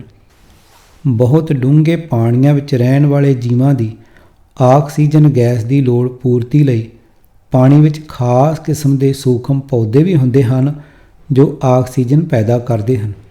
ਕੁਦਰਤ ਦਾ ਇੱਕ ਹੋਰ ਬਹੁਤ ਹੀ ਵੱਡਾ ਅਚੰਭਾ ਹੈ ਕਿ ਜਦੋਂ ਪਾਣੀ ਜੰਮਦਾ ਹੈ ਤਾਂ ਬਾਕੀ ਤਰਲਾਂ ਦੇ ਉਲਟ ਇਸ ਦੀ ਘਣਤਾ ਡੈਂਸਿਟੀ ਘਟ ਜਾਂਦੀ ਹੈ ਅਤੇ ਠੋਸ ਬਰਫ਼ ਹਲਕੀ ਹੋਣ ਕਰਕੇ ਪਾਣੀ ਦੇ ਉੱਪਰ ਤਰਨ ਲੱਗ ਪੈਂਦੀ ਹੈ, ਜਿਸ ਦੇ ਸਿੱਟੇ ਵਜੋਂ ਝੀਲਾਂ ਅਤੇ ਸਮੁੰਦਰ ਅਤ ਠੰਡ ਹੋਣ ਦੇ ਉਪਰੰਤ ਵੀ ਹੇਠਲੀ ਤਹਿ ਤੱਕ ਨਹੀਂ ਜੰਮਦੇ।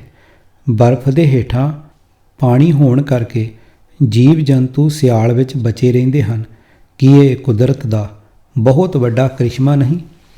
ਵਾਹਿਗੁਰੂ ਦੀ ਇਸ ਬੇਅੰਤ ਸ੍ਰਿਸ਼ਟੀ ਵਿੱਚ ਹਰ ਜਾਨਦਾਰ ਕਿਸੇ ਨਾ ਕਿਸੇ ਪ੍ਰਕਾਰ ਦਾ ਭੋਜਨ ਜ਼ਰੂਰ ਪਾਉਂਦਾ ਹੈ ਅਤੇ ਫਿਰ ਉਸ ਨੂੰ ਗੰਦਗੀ ਦੇ ਰੂਪ ਵਿੱਚ ਬਾਹਰ ਵੀ ਕੱਢਦਾ ਹੈ। ਇਸ ਦੇ ਨਾਲ ਨਾਲ ਪੁਰਾਣੇ ਜੀਵ ਮਰਦੇ ਰਹਿੰਦੇ ਹਨ ਅਤੇ ਨਵੇਂ-ਨਵੇਂ ਪੈਦਾ ਹੁੰਦੇ ਰਹਿੰਦੇ ਹਨ। ਇਸ ਸਾਰੀ ਅਦਲਾ ਬਦਲੀ ਵਿੱਚ ਅਸੀਂ ਅਣਜਾਣੇ ਹੀ ਆਪਣੀ ਧਰਤੀ 'ਤੇ ਇੰਨਾ ਗੰਦ ਪਾ ਕੇ ਇਸ ਨੂੰ ਇੰਨਾ ਪ੍ਰਦੂਸ਼ਿਤ ਕਰ ਰਹੇ ਹਾਂ ਕਿ ਕੁਦਰਤ ਦੇ ਕੀਤੇ ਪ੍ਰਬੰਧਾਂ ਤੋਂ ਬਿਨਾਂ ਇਸ ਦੀ ਸਫਾਈ ਸੰਭਵ ਨਹੀਂ ਹੋ ਸਕਦੀ। ਮਰੇ ਹੋਏ ਜਾਨਵਰਾਂ ਅਤੇ ਉਹਨਾਂ ਦੇ ਪਾਏ ਹੋਏ ਗੰਦ ਨੂੰ ਸਾਫ਼ ਕਰਨ ਲਈ ਵਾਹਿਗੁਰੂ ਨੇ ਕਈ ਅਜਿਹੇ ਜਾਨਵਰ ਪੈਦਾ ਕਰ ਰੱਖੇ ਹਨ, ਜਿਨ੍ਹਾਂ ਦਾ ਕੰਮ ਹੀ ਸਫਾਈ ਕਰਨ ਦਾ ਹੈ। ਉਦਾਹਰਣ ਵਜੋਂ ਗਿਰਜਾਂ, ਇੱਲਾਂ, ਕੁੱਤੇ ਅਤੇ ਹਜ਼ਾਰਾਂ ਕਿਸਮਾਂ ਦੇ ਬੈਕਟੀਰੀਆ ਅਜਿਹੀ ਸਫਾਈ ਕਰਦੇ ਹਨ। ਸਾਡੀ ਟੱਟੀ ਅਤੇ ਪਾਣੀ ਵਿੱਚ ਕਈ ਕਿਸਮ ਦੀਆਂ ਜੜੀਆਂ ਬੂਟੀਆਂ ਨੂੰ ਵੱਖ-ਵੱਖ ਕਿਸਮ ਦੇ ਬੈਕਟੀਰੀਆ ਹੀ ਸਾਫ਼ ਕਰਦੇ ਹਨ। ਜੇਕਰ ਕੁਦਰਤ ਵਿੱਚ ਅਜਿਹੇ ਪ੍ਰਬੰਧ ਨਾ ਹੋਏ ਹੋਣ ਤਾਂ ਇਹ ਸਵਰਗ ਵਰਗੀ ਧਰਤੀ ਬਹੁਤ ਥੋੜ੍ਹੇ ਸਮੇਂ ਵਿੱਚ ਹੀ ਨਰਕ ਬਣ ਜਾਵੇ। ਕਦੇ ਫੁੱਲਾਂ ਨੂੰ ਧਿਆਨ ਨਾਲ ਵੇਖਿਆ ਹੈ?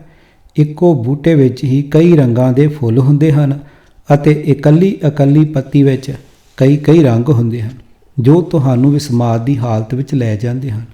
ਮੋਰ ਦੇ ਖੰਭਾਂ ਦੇ ਹੈਰਾਨੀਜਨਕ ਰੰਗਾਂ ਨੂੰ ਵੇਖ ਕੇ ਅਤੇ ਉਹਨਾਂ ਦਾ ਮੁਕਾਬਲਾ ਮੋਰਨੀ ਦੇ ਖੰਭਾਂ ਨਾਲ ਕਰੋ। ਕਿਵੇਂ ਦਿਨ ਰਾਤ ਦਾ ਫਰਕ ਹੈ। ਮੋਰ ਵਾਂਗ ਹੋਰ ਵੀ ਬਹੁਤ ਸਾਰੇ ਪੰਛੀ ਹਨ ਜਿਨ੍ਹਾਂ ਦੇ ਖੰਭਾਂ ਵਿੱਚ ਕਈ ਰੰਗ ਹੁੰਦੇ ਹਨ। ਸਿਰਫ ਪੰਛੀ ਹੀ ਨਹੀਂ, ਕਈ ਜਾਨਵਰ ਵੀ ਕਈ ਰੰਗਾਂ ਅਤੇ ਕਿਸਮਾਂ ਦੇ ਹੁੰਦੇ ਹਨ। ਮਨੁੱਖਾਂ ਵੱਲ ਹੀ ਵੇਖ ਲਓ, ਇਹ ਕਿੰਨੇ ਰੰਗਾਂ ਅਤੇ ਨਸਲਾਂ ਦੇ ਹਨ। ਕੀ ਅਜਿਹੇ ਫਰਕ ਤੁਹਾਡਾ ਧਿਆਨ ਉਸ ਕਾਦਰ ਵੱਲ ਲੈ ਕੇ ਨਹੀਂ ਜਾਂਦੇ ਜਿਸ ਨੇ ਅਜਿਹੇ ਵਚਿੱਤਰ ਰੰਗ ਰਚੇ ਹਨ? ਕੀ ਇਹ ਸਭ ਗੱਲਾਂ ਆਪਣੇ ਆਪ ਹੋ ਸਕਦੀਆਂ ਹਨ? ਜੇ ਨਹੀਂ ਤਾਂ ਕੀ ਇਹ ਸਭ ਉਸ ਰਚਨਹਾਰ ਦੀ ਹੋਂਦ ਨੂੰ ਸਾਬਤ ਨਹੀਂ ਕਰਦੀਆਂ? ਮਨੁੱਖੀ ਸਰੀਰ। ਅਸੀਂ ਕਦੇ ਆਪਣੇ ਸਰੀਰ ਦੇ ਅੰਦਰ ਝਾਤੀ ਨਹੀਂ ਮਾਰਦੇ ਕਿ ਇਸ ਦਾ ਸਾਰਾ ਅੰਦਰੂਨੀ ਕੰਮ ਕਿਵੇਂ ਚੱਲ ਰਿਹਾ ਹੈ। ਮਨੁੱਖਾ ਸਰੀਰ ਇੱਕ ਬਹੁਤ ਹੀ ਗੁੰਝਲਦਾਰ ਮਸ਼ੀਨ ਹੈ ਅਤੇ ਇਹ ਕਿਸੇ ਵੱਡੀ ਤੋਂ ਵੱਡੀ ਕਰਾਮਾਤ ਤੋਂ ਘੱਟ ਨਹੀਂ। ਪਹਿਲਾਂ ਤਾਂ ਇੱਕ ਅਤ ਸੂਖਮ ਅੰਡੇ ਜੋ ਕੇਵਲ ਖੁਰਦਬੀਨ ਨਾਲ ਹੀ ਵੇਖਿਆ ਜਾ ਸਕਦਾ ਹੈ ਤੋਂ ਇੰਨੇ ਗੁੰਝਲਦਾਰ ਸਰੀਰ ਦਾ ਬਣਨਾ ਹੀ ਇੱਕ ਚਮਤਕਾਰ ਹੈ। ਫਿਰ ਸਰੀਰ ਦੇ ਇਕੱਲੇ ਅੰਗ ਦੀ ਬਣਤਰ ਅਤੇ ਉਸ ਦੇ ਕੰਮ ਕਰਨ ਦੀ ਵਿਧੀ ਹੈਰਾਨੀਜਨਕ ਹੈ। ਹੋਰ ਤਾਂ ਹੋਰ ਸਾਡੇ ਸਾਹ ਲੈਣ ਦੀ ਕਿਰਿਆ ਵੀ ਅਚੰਭੇ ਵਾਲੀ ਹੈ। ਸਾਡਾ ਦਿਲ ਕਿਵੇਂ ਸਾਰੇ ਸਰੀਰ ਨੂੰ ਲਹੂ ਭੇਜਦਾ ਹੈ। ਅਸੀਂ ਕਿਵੇਂ ਵੇਖਦੇ ਅਤੇ ਸੁਣਦੇ ਹਾਂ ਅਤੇ ਇੱਕੋ ਹੀ ਨੱਕ ਅਤੇ ਇੱਕੋ ਹੀ ਜੀਭ ਨਾਲ ਕਿਵੇਂ ਕਈ ਪ੍ਰਕਾਰ ਦੀਆਂ ਗੰਧਾਂ ਅਤੇ ਸਵਾਦ ਚੱਖ ਸਕਦੇ ਹਾਂ। ਇਹ ਜਾਣਨ ਦੇ ਉਪਰੰਤ ਵੀ ਸਾਡਾ ਮਨ ਇਸ ਦੇ ਕਾਦਰ ਦੀ ਪੂਰੀ ਕਦਰ ਨਹੀਂ ਕਰ ਸਕਦਾ। ਸਾਡਾ ਦਿਮਾਗ ਕਿਵੇਂ ਸੋਚਦਾ ਹੈ ਅਤੇ ਇੰਨੀਆਂ ਗੱਲਾਂ ਕਿਵੇਂ ਯਾਦ ਰੱਖਦਾ ਹੈ, ਕਿਵੇਂ ਸਰੀਰ ਦੇ ਵੱਖ-ਵੱਖ ਅੰਗਾਂ ਨੂੰ ਆਪੋ ਆਪਣੇ ਕੰਮ ਕਰਨ ਲਈ ਹੁਕਮ ਕਰਦਾ ਹੈ ਅਤੇ ਕਿਵੇਂ ਤਾਕਤ ਵੀ ਬਖਸ਼ਦਾ ਹੈ। ਲੋੜ ਅਨੁਸਾਰ ਰਸਾਇਣਕ ਪਦਾਰਥਾਂ ਦੀ ਵੱਖ-ਵੱਖ ਮਾਤਰਾ ਪੈਦਾ ਕਰਨ ਕਰਕੇ ਸਰੀਰ ਦੀ ਰੱਖਿਆ ਕਰਦਾ ਹੈ। ਦਿਮਾਗ ਹੀ ਖਤਰੇ ਵੇਲੇ ਐਡਰੇਨਲਿਨ ਅਤੇ ਸਰੀਰ ਵਿੱਚ ਖੰਡ ਦੀ ਮਾਤਰਾ ਸਹੀ ਹੋਂਦ ਵਿੱਚ ਰੱਖਣ ਲਈ ਲੋੜ ਅਨੁਸਾਰ ਇਨਸੂਲਿਨ ਪੈਦਾ ਕਰਨ ਲਈ ਜ਼ਿੰਮੇਵਾਰ ਅੰਗਾਂ ਨੂੰ ਹੁਕਮ ਕਰਦਾ ਹੈ। ਹੋਰ ਵੇਖੋ, ਸਾਡੇ ਵੱਖ-ਵੱਖ ਅੰਗ ਉਸੇ ਭੋਜਨ ਤੋਂ ਸਰੀਰ ਦੀ ਲੋੜ ਅਨੁਸਾਰ ਨਵੇਂ ਸੈੱਲ, ਲਹੂ, ਪੱਠੇ, ਚਰਬੀ ਅਤੇ ਨਵੀਂ ਬਣੀ ਮਾਤਾ ਅੰਦਰ ਦੁੱਧ ਬਣਾਉਂਦੇ ਹਨ। ਕੀ ਇਹ ਇੱਕ ਵੱਡਾ ਚਮਤਕਾਰ ਨਹੀਂ ਕਿ ਭੋਜਨ ਬਿਲਕੁਲ ਉਹੋ ਹੀ ਹੈ, ਪਰ ਮਾਤਾ ਅੰਦਰ ਦੁੱਧ, ਭਾਵੇਂ ਉਹ ਕਿਸੇ ਵੀ ਜਾਨਦਾਰ ਸ਼੍ਰੇਣੀ ਵਿੱਚੋਂ ਹੋਵੇ, ਸਿਰਫ ਉਦੋਂ ਹੀ ਬਣਦਾ ਹੈ ਜਦੋਂ ਉਹ ਆਪਣੇ ਬੱਚੇ ਨੂੰ ਜਨਮ ਦਿੰਦੀ ਹੈ ਅਤੇ ਉਨੀ ਦੇਰ ਤੱਕ ਬਣਦਾ ਰਹਿੰਦਾ ਹੈ ਜਿੰਨੀ ਦੇਰ ਤੱਕ ਕਿ ਉਸ ਦੇ ਬੱਚੇ ਬਾਹਰਲੀ ਖੁਰਾਕ ਖਾਣ ਦੇ ਯੋਗ ਨਹੀਂ ਹੋ ਜਾਂਦੇ। ਉਸ ਤੋਂ ਬਾਅਦ ਦੁੱਧ ਬਣਨਾ ਬੰਦ ਹੋ ਜਾਂਦਾ ਹੈ। ਕੀ ਇਹ ਅਚੰਭਾ ਪੈਦਾ ਕਰਨ ਵਾਲੇ ਸਾਰੇ ਕੰਮ ਬਿਨਾਂ ਕਿਸੇ ਗੈਬੀ ਸ਼ਕਤੀ ਤੋਂ ਸੰਭਵ ਹੋ ਸਕਦੇ ਹਨ? ਸਾਡੇ ਸਰੀਰ ਅੰਦਰ ਅਣਗਿਣਤ ਅਜਿਹੇ ਕੀਟਾਣੂ ਹੁੰਦੇ ਹਨ ਜੋ ਬਿਮਾਰੀਆਂ ਤੋਂ ਸਾਡੀ ਰੱਖਿਆ ਕਰਦੇ ਹਨ। ਇਸ ਦੇ ਨਾਲ ਹੀ ਕੁਦਰਤ ਵਿੱਚ ਹਰ ਬਿਮਾਰੀ ਦਾ ਇਲਾਜ ਵੀ ਪੈਦਾ ਕੀਤਾ ਹੋਇਆ ਹੈ। ਤੁਹਾਨੂੰ ਸ਼ਾਇਦ ਪਤਾ ਨਾ ਹੋਵੇ, ਸਾਡੀਆਂ ਲੱਤਾਂ ਵਿੱਚ ਵੈਲਵ ਹੁੰਦੇ ਹਨ ਤਾਂ ਜੋ ਗੁਰੂਤਾ ਕਾਰਨ ਸਾਰਾ ਲਹੂ ਲੱਤਾਂ ਵਿੱਚ ਹੀ ਨਾ ਰਹਿ ਜਾਵੇ। ਸਾਡੇ ਸਰੀਰ ਦੀ ਹਰ ਕਿਰਿਆ ਇੰਨੀ ਗੁੰਝਲਦਾਰ ਹੈ ਕਿ ਬਿਨਾਂ ਕਿਸੇ ਗੈਬੀ ਤਾਕਤ ਦੇ ਇਹ ਸਾਰਾ ਕੁਝ ਸੰਭਵ ਨਹੀਂ ਹੋ ਸਕਦਾ। ਇਸ ਵੇਲੇ ਦੁਨੀਆ ਦੀ ਆਬਾਦੀ 6.5 ਅਰਬ ਦੇ ਲਗਭਗ ਹੈ। ਕੀ ਇਹ ਬਹੁਤ ਵੱਡੀ ਹੈਰਾਨੀ ਦੀ ਗੱਲ ਨਹੀਂ ਕਿ ਕਿਸੇ ਵੀ ਦੋ ਮਨੁੱਖਾਂ ਦੀ ਸ਼ਕਲ ਆਪੋ ਵਿੱਚ ਪੂਰੀ ਤਰ੍ਹਾਂ ਨਹੀਂ ਮਿਲਦੀ। ਇੱਥੇ ਹੀ ਬਸ ਨਹੀਂ, ਕਿਸੇ ਵੀ ਦੋ ਮਨੁੱਖਾਂ ਦੇ ਅੰਗੂਠਿਆਂ ਦੀਆਂ ਰੇਖਾਵਾਂ ਆਪਸ ਵਿੱਚ ਨਹੀਂ ਮਿਲਦੀਆਂ। ਸਭ ਤੋਂ ਵੱਧ ਅਚੰਭੇ ਵਾਲੀ ਗੱਲ ਇਹ ਹੈ ਕਿ ਕਿਸੇ ਵੀ ਦੋ ਮਨੁੱਖਾਂ ਦੀਆਂ ਅੱਖਾਂ ਦੇ ਆਇਰਸ, ਅੱਖਾਂ ਦਾ ਰੰਗਦਾਰ ਹਿੱਸਾ ਵੀ ਆਪਸ ਵਿੱਚ ਨਹੀਂ ਮਿਲਦੇ। ਅੱਜ ਕੱਲ੍ਹ ਕੰਪਿਊਟਰ ਰਾਹੀਂ ਮਨੁੱਖਾਂ ਦੀ ਪੱਕੀ ਪਛਾਣ ਉਹਨਾਂ ਦੀਆਂ ਅੱਖਾਂ ਤੋਂ ਹੀ ਕੀਤੀ ਜਾਂਦੀ ਹੈ। ਕਿ ਰੱਬ ਤੋਂ ਬਿਨਾਂ ਕੋਈ ਮਨੁੱਖ ਜਾਂ ਹੋਰ ਵੀ ਕੋਈ ਸ਼ਕਤੀ ਅਜਿਹਾ ਕਰਨ ਦੇ ਸਮਰੱਥ ਹੋ ਸਕਦੀ ਹੈ? ਜੇ ਨਹੀਂ ਤਾਂ ਸਾਨੂੰ ਰੱਬ ਦੀ ਹੋਂਦ ਮੰਨਣੀ ਹੀ ਪਵੇਗੀ। ਇਸ ਤੋਂ ਪਹਿਲਾਂ ਕਿ ਵਿਚਾਰ ਨੂੰ ਅੱਗੇ ਤੋਰਿਆ ਜਾਵੇ, ਇੱਥੋਂ ਤੱਕ ਕਿਸੇ ਵੀਰ ਜਾਂ ਭੈਣ ਦਾ ਕੋਈ ਸਵਾਲ ਹੋਵੇ ਤਾਂ ਕਿਰਪਾ ਕਰਕੇ ਜ਼ਰੂਰ ਪੁੱਛ ਲਵੇ। ਭਾਈ ਦਲੀਪ ਸਿੰਘ ਨੇ ਪਾਣੀ ਦੇ 1-2 ਘੁੱਟ ਭਰਦਿਆਂ ਮਿਠਾਸ ਨਾਲ ਪੁੱਛਿਆ, ਬਹੁਤ ਆਨੰਦ ਆ ਰਿਹਾ ਹੈ ਜੀ। ਵਿਗਿਆਨ ਦੀ ਵਰਤੋਂ ਕਰਕੇ ਤੁਸੀਂ ਬਹੁਤ ਹੀ ਵਿਸਥਾਰ ਅਤੇ ਠੋਸ ਦਲੀਲਾਂ ਨਾਲ ਰੱਬ ਦੀ ਹੋਂਦ ਬਾਰੇ ਸਾਡਾ ਨਿਸ਼ਚਾ ਪੱਕਾ ਕਰ ਰਹੇ ਹੋ। ਵਿਗਿਆਨ ਬਾਰੇ ਵੀ ਸਾਡੇ ਗਿਆਨ ਵਿੱਚ ਅੱਜ ਬਹੁਤ ਵਾਧਾ ਹੋਇਆ ਹੈ। ਸਾਡੇ ਆਪਣੇ ਸਰੀਰ ਬਾਰੇ ਅਤੇ ਬ੍ਰਹਿਮੰਡ ਬਾਰੇ ਤੁਸੀਂ ਹੈਰਾਨੀਜਨਕ ਜਾਣਕਾਰੀ ਦਿੱਤੀ ਹੈ, ਜਿਸ ਨਾਲ ਰੱਬ ਦੀ ਹੋਂਦ ਬਾਰੇ ਸਾਡਾ ਵਿਸ਼ਵਾਸ ਯਕੀਨਨ ਬਣ ਗਿਆ ਹੈ। ਸੋ ਅਜੇ ਤੱਕ ਸਾਡਾ ਕੋਈ ਸਵਾਲ ਨਹੀਂ। ਆਪ ਦਾ ਬਹੁਤ ਬਹੁਤ ਧੰਨਵਾਦ। ਤੁਸੀਂ ਆਪਣਾ ਵਿਖਿਆਨ ਜਾਰੀ ਰੱਖੋ। ਸੰਗਤ ਵਿੱਚੋਂ ਕੁਝ ਆਵਾਜ਼ਾਂ ਆਈਆਂ। ਆਪ ਜੀ ਦਾ ਵੀ ਬਹੁਤ ਧੰਨਵਾਦ ਜਿਹੜੇ ਇੰਨੇ ਮਗਨ ਹੋ ਕੇ ਸੁਣ ਰਹੇ ਹੋ। ਭਾਈ ਜੀ ਨੇ ਗਲਾਸ ਰੱਖ ਕੇ ਨਿਮਰਤਾ ਨਾਲ ਆਖਿਆ, ਹੁਣ ਅਸੀਂ ਪਰਮਾਤਮਾ ਦੇ ਆਪ ਗੁਰੂ ਹੋਣ ਬਾਰੇ ਵਿਚਾਰ ਕਰਾਂਗੇ। ਰੱਬ ਗੁਰੂ ਵੀ ਤੁਸਾਂ ਜ਼ਰੂਰ ਵੇਖਿਆ ਹੋਣਾ ਹੈ ਕਿ ਨਵਾਂ ਜਨਮਿਆ ਕੱਟਾ ਕੱਟੀ ਝੱਟ ਆਪਣੇ ਮਾਂ ਦੇ ਥਣਾਂ ਨੂੰ ਮੂੰਹ ਮਾਰਨ ਲੱਗ ਪੈਂਦਾ ਹੈ। ਮੱਝ ਵੀ ਆਪਣੇ ਨਵੇਂ ਬੱਚੇ ਨੂੰ ਝੱਟ ਚੱਟਣ ਲੱਗ ਪੈਂਦੀ ਹੈ। ਉਹ ਅਜਿਹਾ 2 ਕਾਰਨਾਂ ਕਰਕੇ ਕਰਦੀ ਹੈ। ਇੱਕ ਤਾਂ ਉਹ ਆਪਣੇ ਬੱਚੇ ਨੂੰ ਪਿਆਰ ਕਰਦੀ ਹੈ, ਪਰ ਨਾਲ ਹੀ ਉਸ ਦੀ ਸਫਾਈ ਵੀ ਕਰਦੀ ਹੈ, ਜਿਹੜੀ ਕਿ ਬਹੁਤ ਜ਼ਰੂਰੀ ਹੈ। ਇਹ ਸਾਰਾ ਕੁਝ ਉਹਨਾਂ ਨੂੰ ਕੌਣ ਸਿਖਾਉਂਦਾ ਹੈ? ਸਮੁੰਦਰ ਵਿੱਚ ਰਹਿ ਰਹੀ ਕੱਛੂ ਕੰਮੀ ਆਂਡੇ ਪਾਣੀ ਤੋਂ ਬਾਹਰ ਰੇਤ ਵਿੱਚ ਦਿੰਦੀ ਹੈ।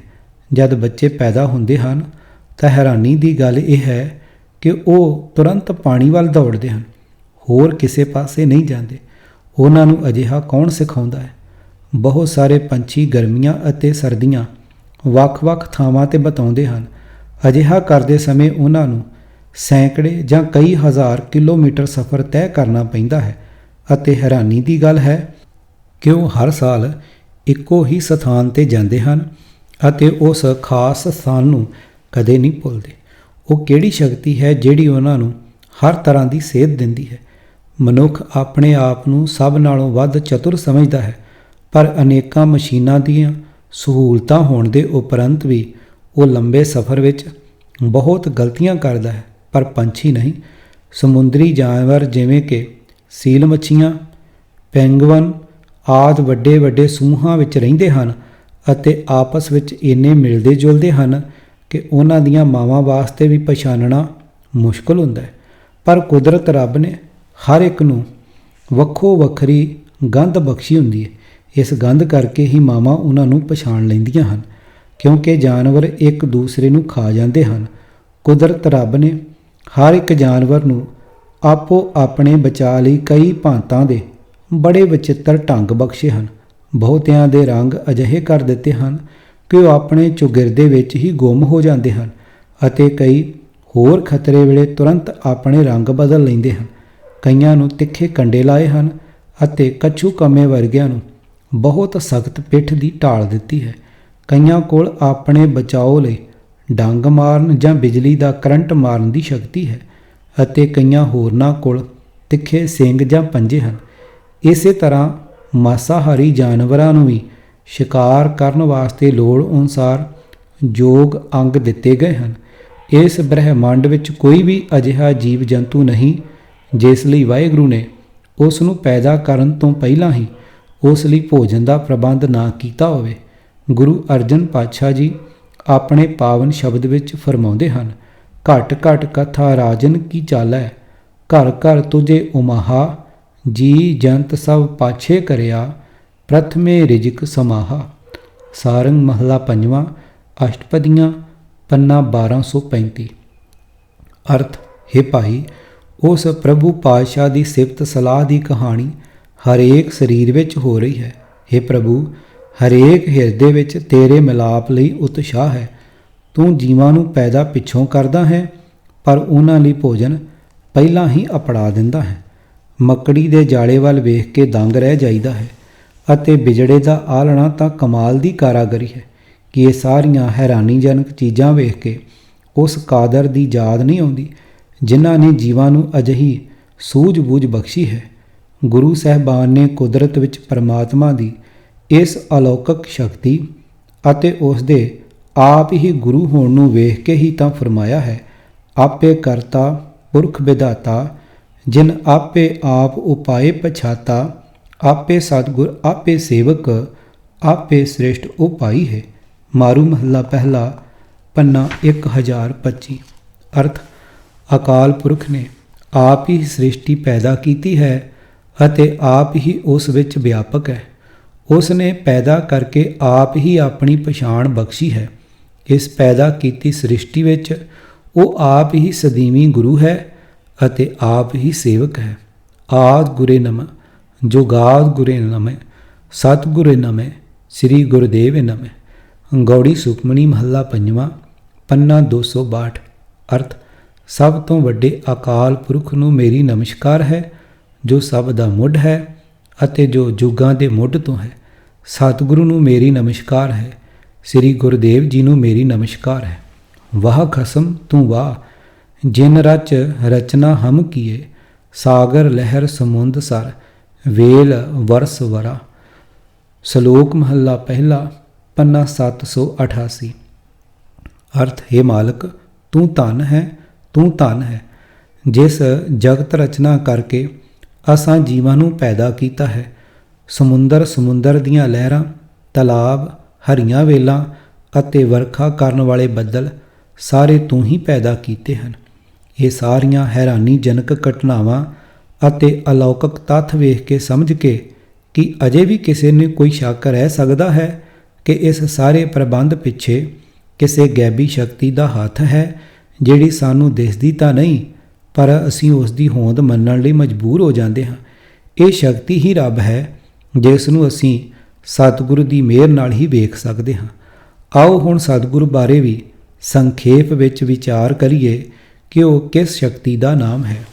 ਸਤਿਗੁਰੂ, ਜਿਵੇਂ ਵਿਗਿਆਨਕ ਸਾਨੂੰ ਬ੍ਰਹਿਮੰਡ ਦੇ ਕਈ ਅਨੋਖੇ ਭੇਦਾਂ, ਜਿਵੇਂ ਕਿ ਧਰਤੀ ਅਤੇ ਦੂਸਰੇ ਗ੍ਰਹਿਆਂ ਦੀਆਂ ਗਤੀਆਂ, ਗ੍ਰਹਿਆਂ ਦਾ ਸੂਰਜ ਦੁਆਲੇ ਘੁੰਮਣਾ, ਗੁਰੂਤਾ, ਧਰਤੀ ਦੀ ਆਕਰਖਣ, ਕਾਲੀਆਂ ਖੱਡਾਂ ਆਦਿ ਅਤੇ ਹੋਰ ਬੇਅੰਤ ਅਣਦਿਸਦੀਆਂ ਚੀਜ਼ਾਂ ਬਾਰੇ ਜਾਣਕਾਰੀ ਦਿੰਦੇ ਹਨ, ਸਤਿਗੁਰੂ ਸਾਨੂੰ ਅਣਦਿਸਦੇ ਪਰਮਾਤਮਾ ਬਾਰੇ ਜਾਣਕਾਰੀ ਦਿੰਦਾ ਹੈ।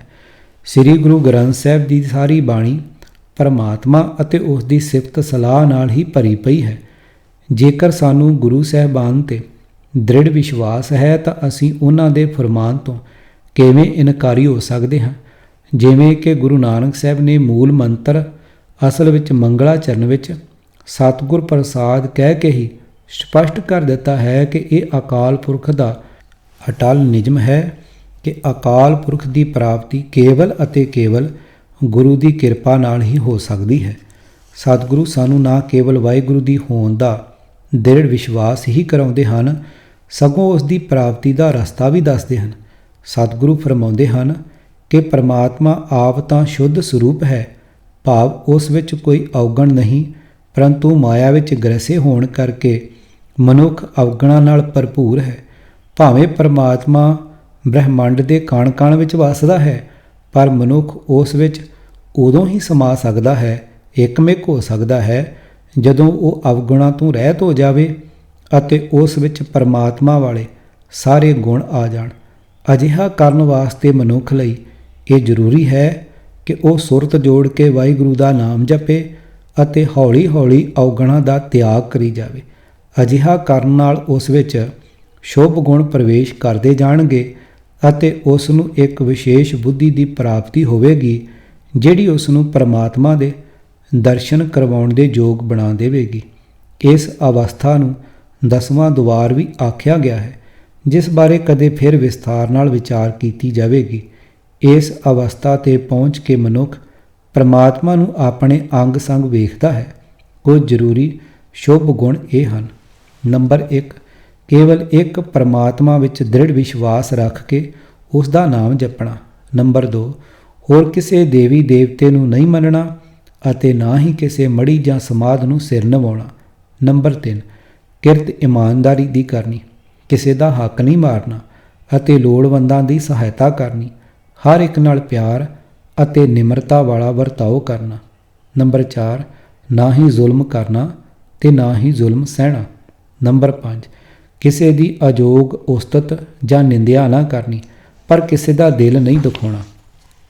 ਨੰਬਰ 6, ਕਾਮ, ਕ੍ਰੋਧ, ਲੋਭ, ਮੋਹ ਅਤੇ ਹੰਕਾਰ 'ਤੇ ਕਾਬੂ ਪਾ ਕੇ ਰੱਖਣਾ ਅਤੇ ਕਿਸੇ ਨਾਲ ਈਰਖਾ ਨਹੀਂ ਕਰਨੀ।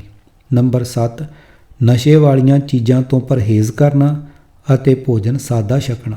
ਨੰਬਰ 8 ਇਸਤਰੀਆਂ ਦਾ ਸਤਿਕਾਰ ਕਰਨਾ ਅਤੇ ਬੇਟੇ ਬੇਟੀ ਵਿੱਚ ਕੋਈ ਭੇਦ ਭਾਵ ਨਹੀਂ ਰੱਖਣਾ। ਨੰਬਰ 9 ਫੋਕੇ ਵਹਿਮਾਂ ਅਤੇ ਕਰਮ ਕਾਂਡਾਂ ਵਿੱਚ ਵਿਸ਼ਵਾਸ ਨਹੀਂ ਕਰਨਾ ਅਤੇ ਨਾ ਹੀ ਕਿਸੇ ਖਾਸ ਦਿਨ ਨੂੰ ਪਵਿੱਤਰ ਜਾਂ ਅਪਵਿੱਤਰ ਮੰਨਣਾ। ਗੁਰਮਤ ਅਨੁਸਾਰ ਉਹ ਸਮਾਂ ਜਦੋਂ ਅਸੀਂ ਵਾਹਿਗੁਰੂ ਨੂੰ ਯਾਦ ਕਰਦੇ ਹਾਂ ਪਵਿੱਤਰ ਹੈ ਅਤੇ ਜਦੋਂ ਉਸ ਦੀ ਯਾਦ ਨੂੰ ਭੁਲਾ ਦਿੰਦੇ ਹਾਂ ਅਪਵਿੱਤਰ ਹੈ। ਇਸ ਹਿਸਾਬ ਨਾਲ ਸੰਗਰਾਂਦ, ਮੱਸਿਆ ਜਾਂ ਗ੍ਰਹਿਣ ਆਦਿਕ ਦਿਨ ਪਵਿੱਤਰ ਜਾਂ ਅਪਵਿੱਤਰ ਨਹੀਂ ਹਨ। ਨੰਬਰ 10 ਹਰ ਕੰਮ ਕਰਨ ਤੋਂ ਪਹਿਲਾਂ ਅਰਦਾਸ ਕੀਤੀ ਜਾਵੇ, ਪਰ ਕਿਸੇ ਵੀ ਪ੍ਰਕਾਰ ਦੀ ਸੁਖਣਾ ਬਿਲਕੁਲ ਵਿਵਰਜਿਤ ਹੈ। ਜਦੋਂ ਗੁਰਬਾਣੀ ਵਿੱਚ ਪੂਰਾ ਭਰੋਸਾ ਰੱਖ ਕੇ ਸ਼ਰਧਾ ਅਤੇ ਇਕਾਗਰ ਮਨ ਨਾਲ ਹਰ ਰੋਜ਼ ਪਾਠ ਕੀਤਾ ਜਾਵੇ ਅਤੇ ਹੌਲੀ-ਹੌਲੀ ਸ਼ੁਭ ਗੁਣ ਅੰਦਰ ਵਸ ਜਾਣ ਤਾਂ ਜਿਵੇਂ ਪਹਿਲਾਂ ਵਿਚਾਰ ਕੀਤੀ ਜਾ ਚੁੱਕੀ ਹੈ, ਮਨੁੱਖ ਨੂੰ ਉੱਚੀ ਮੱਤ ਦੀ ਪ੍ਰਾਪਤੀ ਹੁੰਦੀ ਹੈ, ਜਿਸ ਦੇ ਰਾਹੀਂ ਉਸ ਨੂੰ ਪਰਮਾਤਮਾ ਦੇ ਦਰਸ਼ਨ ਹੋ ਜਾਂਦੇ ਹਨ ਅਤੇ ਉਹ ਉਸ ਵਿੱਚ ਅਭੇਦ ਹੋ ਜਾਂਦਾ ਹੈ। ਅਖੀਰ ਵਿੱਚ ਆਪ ਸਾਰਿਆਂ ਦਾ ਬਹੁਤ ਬਹੁਤ ਧੰਨਵਾਦ ਜਿਨ੍ਹਾਂ ਨੇ ਬੜੀ ਲਗਨਤਾ ਨਾਲ ਅਕਾਲ ਪੁਰਖ ਬਾਰੇ ਇਹ ਵਿਚਾਰ ਸੁਣੇ। ਆਸ ਹੈ ਕੁਝ ਹੱਦ ਤੱਕ ਵਾਹਿਗੁਰੂ ਦੀ ਹੋਂਦ ਵਿੱਚ ਆਪ ਦਾ ਵਿਸ਼ਵਾਸ ਬਣਿਆ ਹੋਵੇਗਾ। ਮੇਰੀ ਵਾਹਿਗੁਰੂ ਪਾਸ ਅਰਦਾਸ ਹੈ ਕਿ ਆਪ ਦਾ ਉਸ ਪ੍ਰਤੀ ਵਿਸ਼ਵਾਸ ਹੋਰ ਦ੍ਰਿੜ ਹੋਵੇ। ਜੇ ਕਿਸੇ ਵੀਰ ਜਾਂ ਭੈਣ ਦਾ ਕੋਈ ਸਵਾਲ ਹੋਵੇ ਤਾਂ ਕਿਰਪਾ ਕਰਕੇ ਜ਼ਰੂਰ ਪੁੱਛ ਲਵੇ। ਭਾਈ ਦਲੀਪ ਸਿੰਘ ਨੇ ਅੱਜ ਦਾ ਵਖਿਆਨ ਖਤਮ ਕੀਤਾ। ਆਪ ਦਾ ਦਿਲੋਂ ਧੰਨਵਾਦ ਕਰਨ ਤੋਂ ਬਿਨਾਂ ਹੋਰ ਕੁਝ ਨਹੀਂ ਕਰ ਸਕਦੇ। ਆਪ ਨੇ ਵਾਹਿਗੁਰੂ ਪ੍ਰਤੀ ਸਾਡਾ ਵਿਸ਼ਵਾਸ ਪੈਦਾ ਕਰਕੇ ਜਾਂ ਵਧਾ ਕੇ ਜੋ ਸੇਵਾ ਕੀਤੀ ਹੈ ਉਹ ਅੱਖਰਾਂ ਤੋਂ ਬਾਹਰ ਹੈ। ਇੱਕ ਵਾਰ ਫਿਰ ਆਪ ਦਾ ਬਹੁਤ ਬਹੁਤ ਧੰਨਵਾਦ। ਸੰਗਤ ਵਿੱਚੋਂ ਬਹੁਤ ਸਾਰੀਆਂ ਇਕੱਠੀਆਂ ਆਵਾਜ਼ਾਂ ਆਈਆਂ। ਭਾਈ ਕਸ਼ਮੀਰ ਸਿੰਘ ਨੇ ਭਾਈ ਦਲੀਪ ਸਿੰਘ ਦਾ ਤਹਿ ਦਿਲੋਂ ਧੰਨਵਾਦ ਕੀਤਾ, ਜਿਨ੍ਹਾਂ ਨੇ ਕਿ ਵਾਹਿਗੁਰੂ ਬਾਰੇ ਸੰਗਤਾਂ ਦੇ ਡੋਲਦੇ ਵਿਸ਼ਵਾਸ ਨੂੰ ਥੰਮੀ ਦਿੱਤੀ। ਨਾਲ ਹੀ ਉਹਨਾਂ ਨੇ ਸੰਗਤਾਂ ਦਾ ਵੀ ਰੱਜ ਕੇ ਧੰਨਵਾਦ ਕੀਤਾ। ਵਾਹਿਗੁਰੂ ਜੀ ਕਾ ਖਾਲਸਾ, ਵਾਹਿਗੁਰੂ ਜੀ ਕੀ ਫਤਿਹ ਦੇ ਬੁਲੰਦ ਜੈਕਾਰੇ ਨਾਲ ਅੱਜ ਦਾ ਦੀਵਾਨ ਸਮਾਪਤ ਕੀਤਾ ਗਿਆ। ਸੰਗਤਾਂ ਲਈ ਗੁਰੂ ਕਾ ਲੰਗਰ ਤਿਆਰ ਸੀ, ਸੋ ਸੰਗਤਾਂ ਨੇ ਲੰਗਰ ਵੱਲ ਚਾਲੇ ਪਾ ਦਿੱਤੇ। ਵਾਹਿਗੁਰੂ ਜੀ ਕਾ ਖਾਲਸਾ, ਵਾਹਿਗੁਰੂ ਜੀ ਕੀ ਫਤਿਹ। ਕਿਤਾਬ ਸ੍ਰੀ ਗੁਰੂ ਗ੍ਰੰਥ ਸਾਹਿਬ ਜੀ ਦਾ ਇਲਾਹੀ ਸੰਦੇਸ਼, ਲੇਖਕ ਡਾਕਟਰ ਦਵਿੰਦਰ ਸਿੰਘ ਸੇਖੋਂ। ਭਾਗ ਪਹਿਲਾ, ਸੰਦੇਸ਼, ਮੁੱਢਲੀ ਬੇਨਤੀ ਅਤੇ ਕੀ ਰੱਬ ਸੱਚਮੁੱਚ ਹੈ। ਆਵਾਜ਼ ਗੁਰਜੰਟ ਸਿੰਘ ਰੂਪੋਵਾਲੀ। ਵਾਹਿਗੁਰੂ ਜੀ ਕਾ ਖਾਲਸਾ, ਵਾਹਿਗੁਰੂ ਜੀ ਕੀ ਫਤਿਹ।